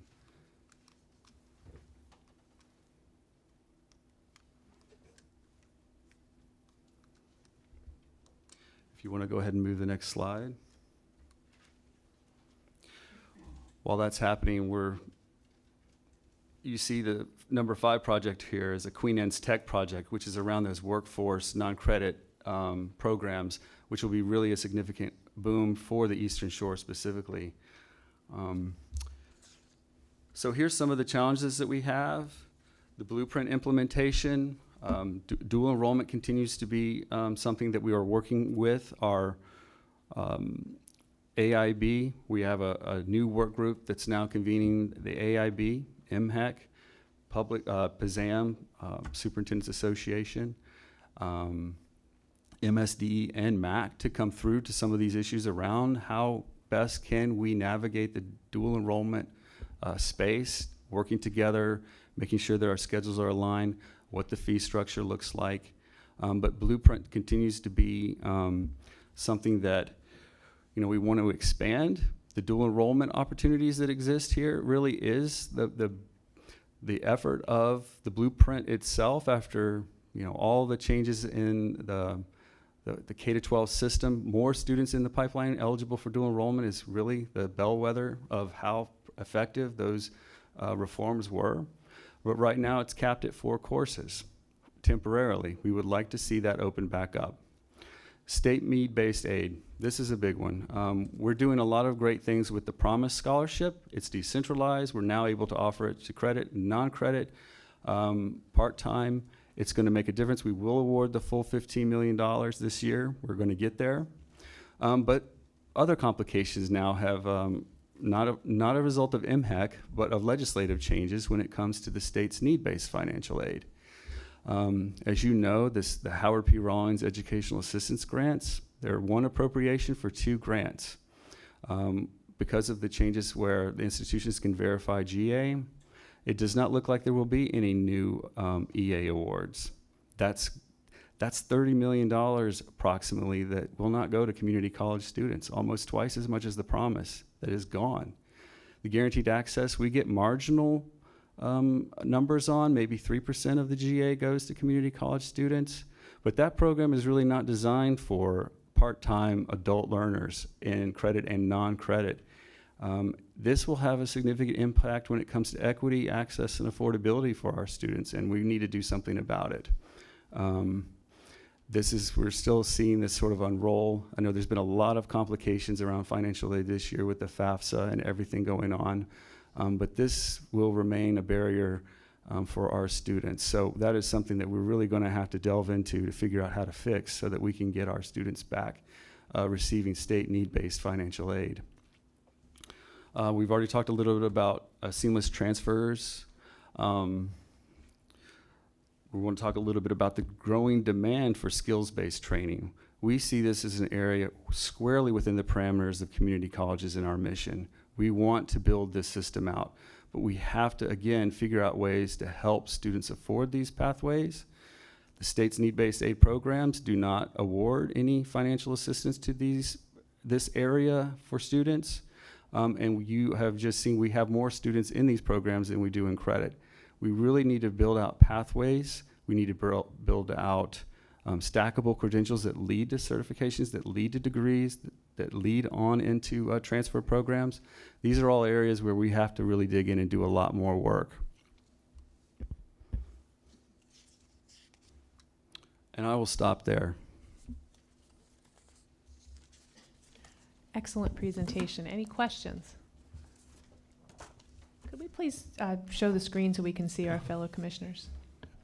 It's a black screen for us right now. Yeah. Any questions from our commissioners on Zoom?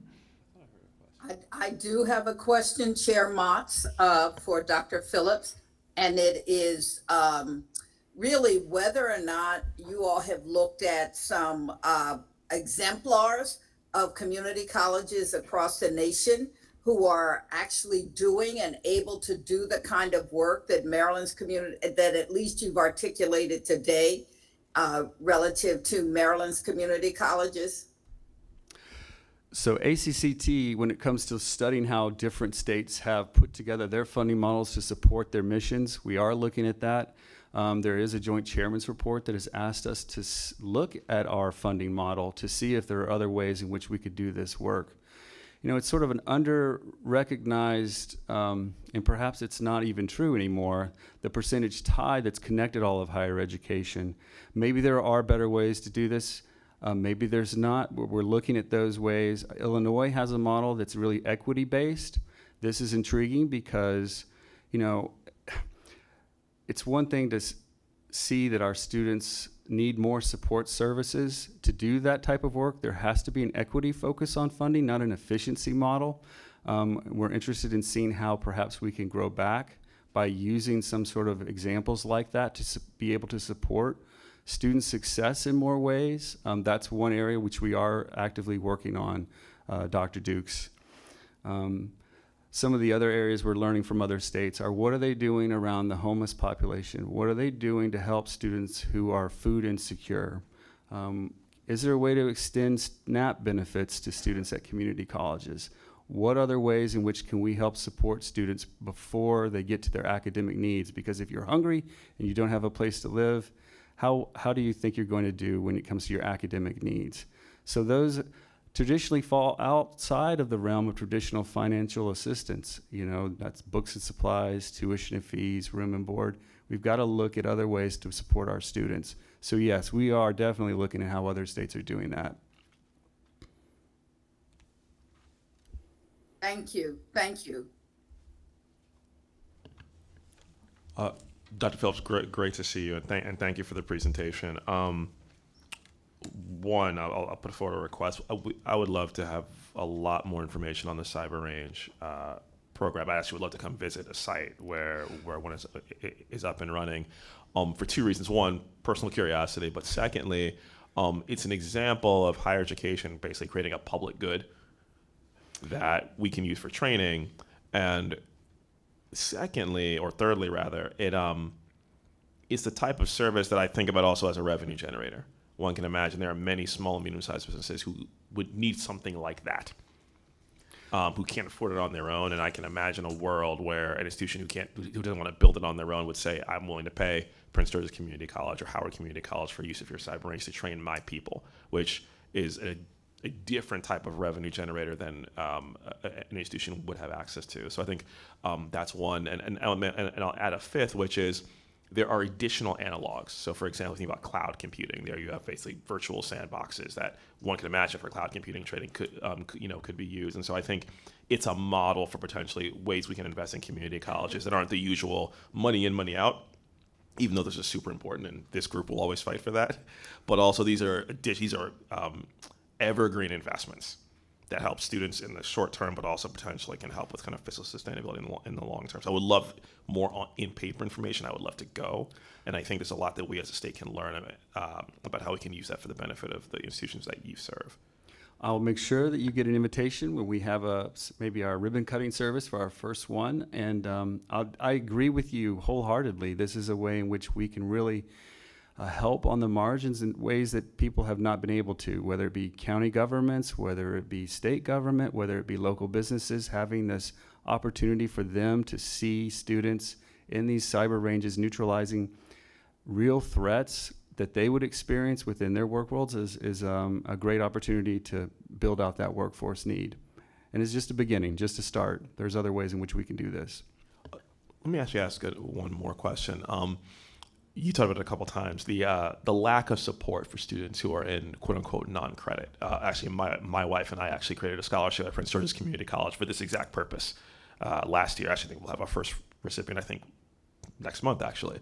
Are there states around the country who have begun to tackle this? Because this will be the fastest growing part of enrollment. And from the workforce side, these students are desperately needed. So I'm curious if there are any models that you look at around the country for supporting those students. Well, Commissioner Agu, I think you know a little bit about some of these efforts, but let me help clarify some of this. We're actually working with SHEO, State Higher Education Executive Officers, in 6 other states to look at how they're doing it. I think we're looking at a framework in which we can actually all kind of do this work together, because there needs to be a paradigm shift when it comes to these opportunities.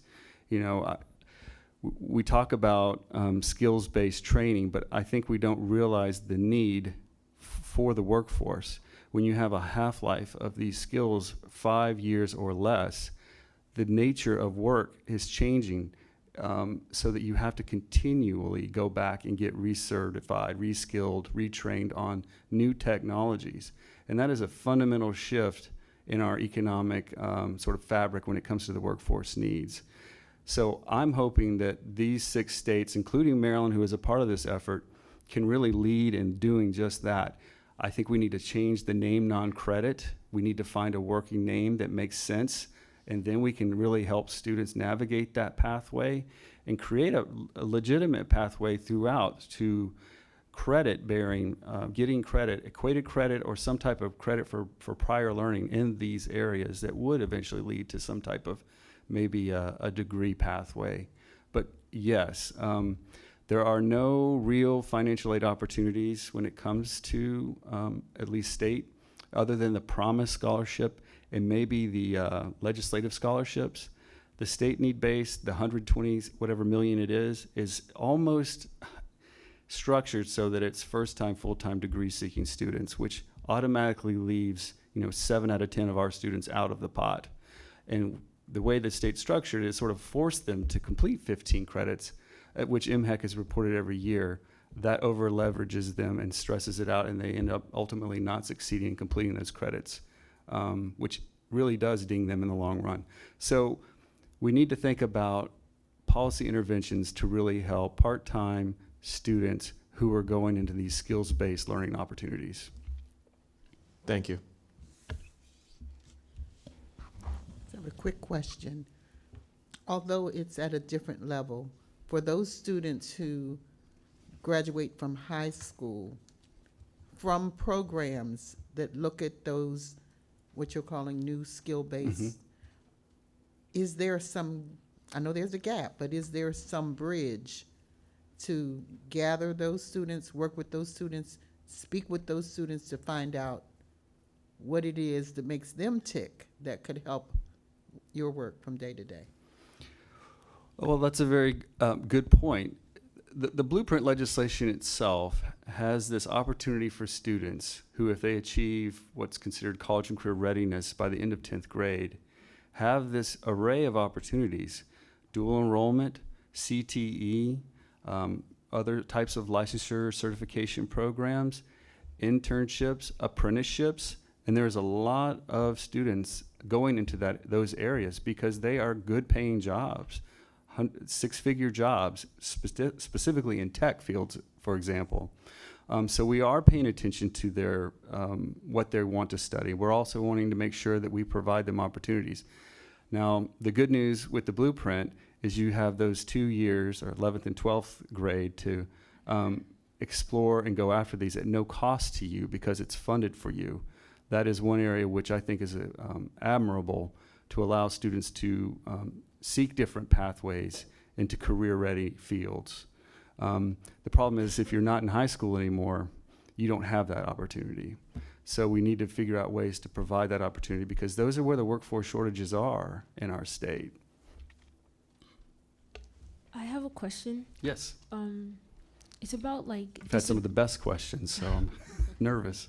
It's about like disability services within this. Within the Maryland Association of Community Colleges. Sometimes I know in high school they might not be college ready because they didn't have that much access or because of disability services. And do you have anything for that, like if they're struggling with ADHD or mental illness, so they didn't, like, I know you accept everybody, but do you have like particular like infrastructure to help them, finish? Absolutely, and another great question.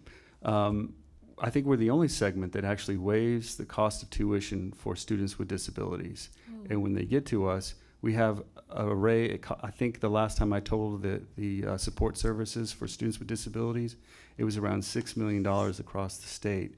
Tutors, interpreters, whatever their needs are, we do provide for them to do so. We'd love to have more financial support to be able to do that work. Because right now it is not provided to us, but that's one area which we really do help. And it's not just students with disabilities, because I know sometimes they don't report it as a disability once they get to higher education. It's every student that comes to us that has some sort of need and asks for it, and we encourage that to help them with the supports that they need to be successful. Thank you.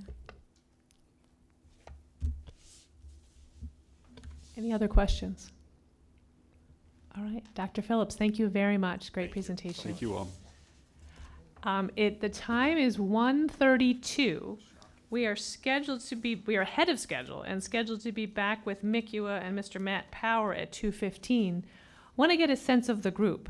How would my fellow commissioners and Mr. Power feel about moving up to 2 o'clock?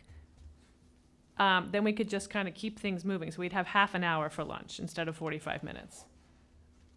I'm seeing some thumbs ups. Commissioners, you okay with that? And then our last presenter is Mr. Newman, who's here in-house, and then Dr. Dow. So maybe we can just kind of speed things along. So let's plan to be back here about 2 minutes of 2 for Mr. Power's presentation. Thanks.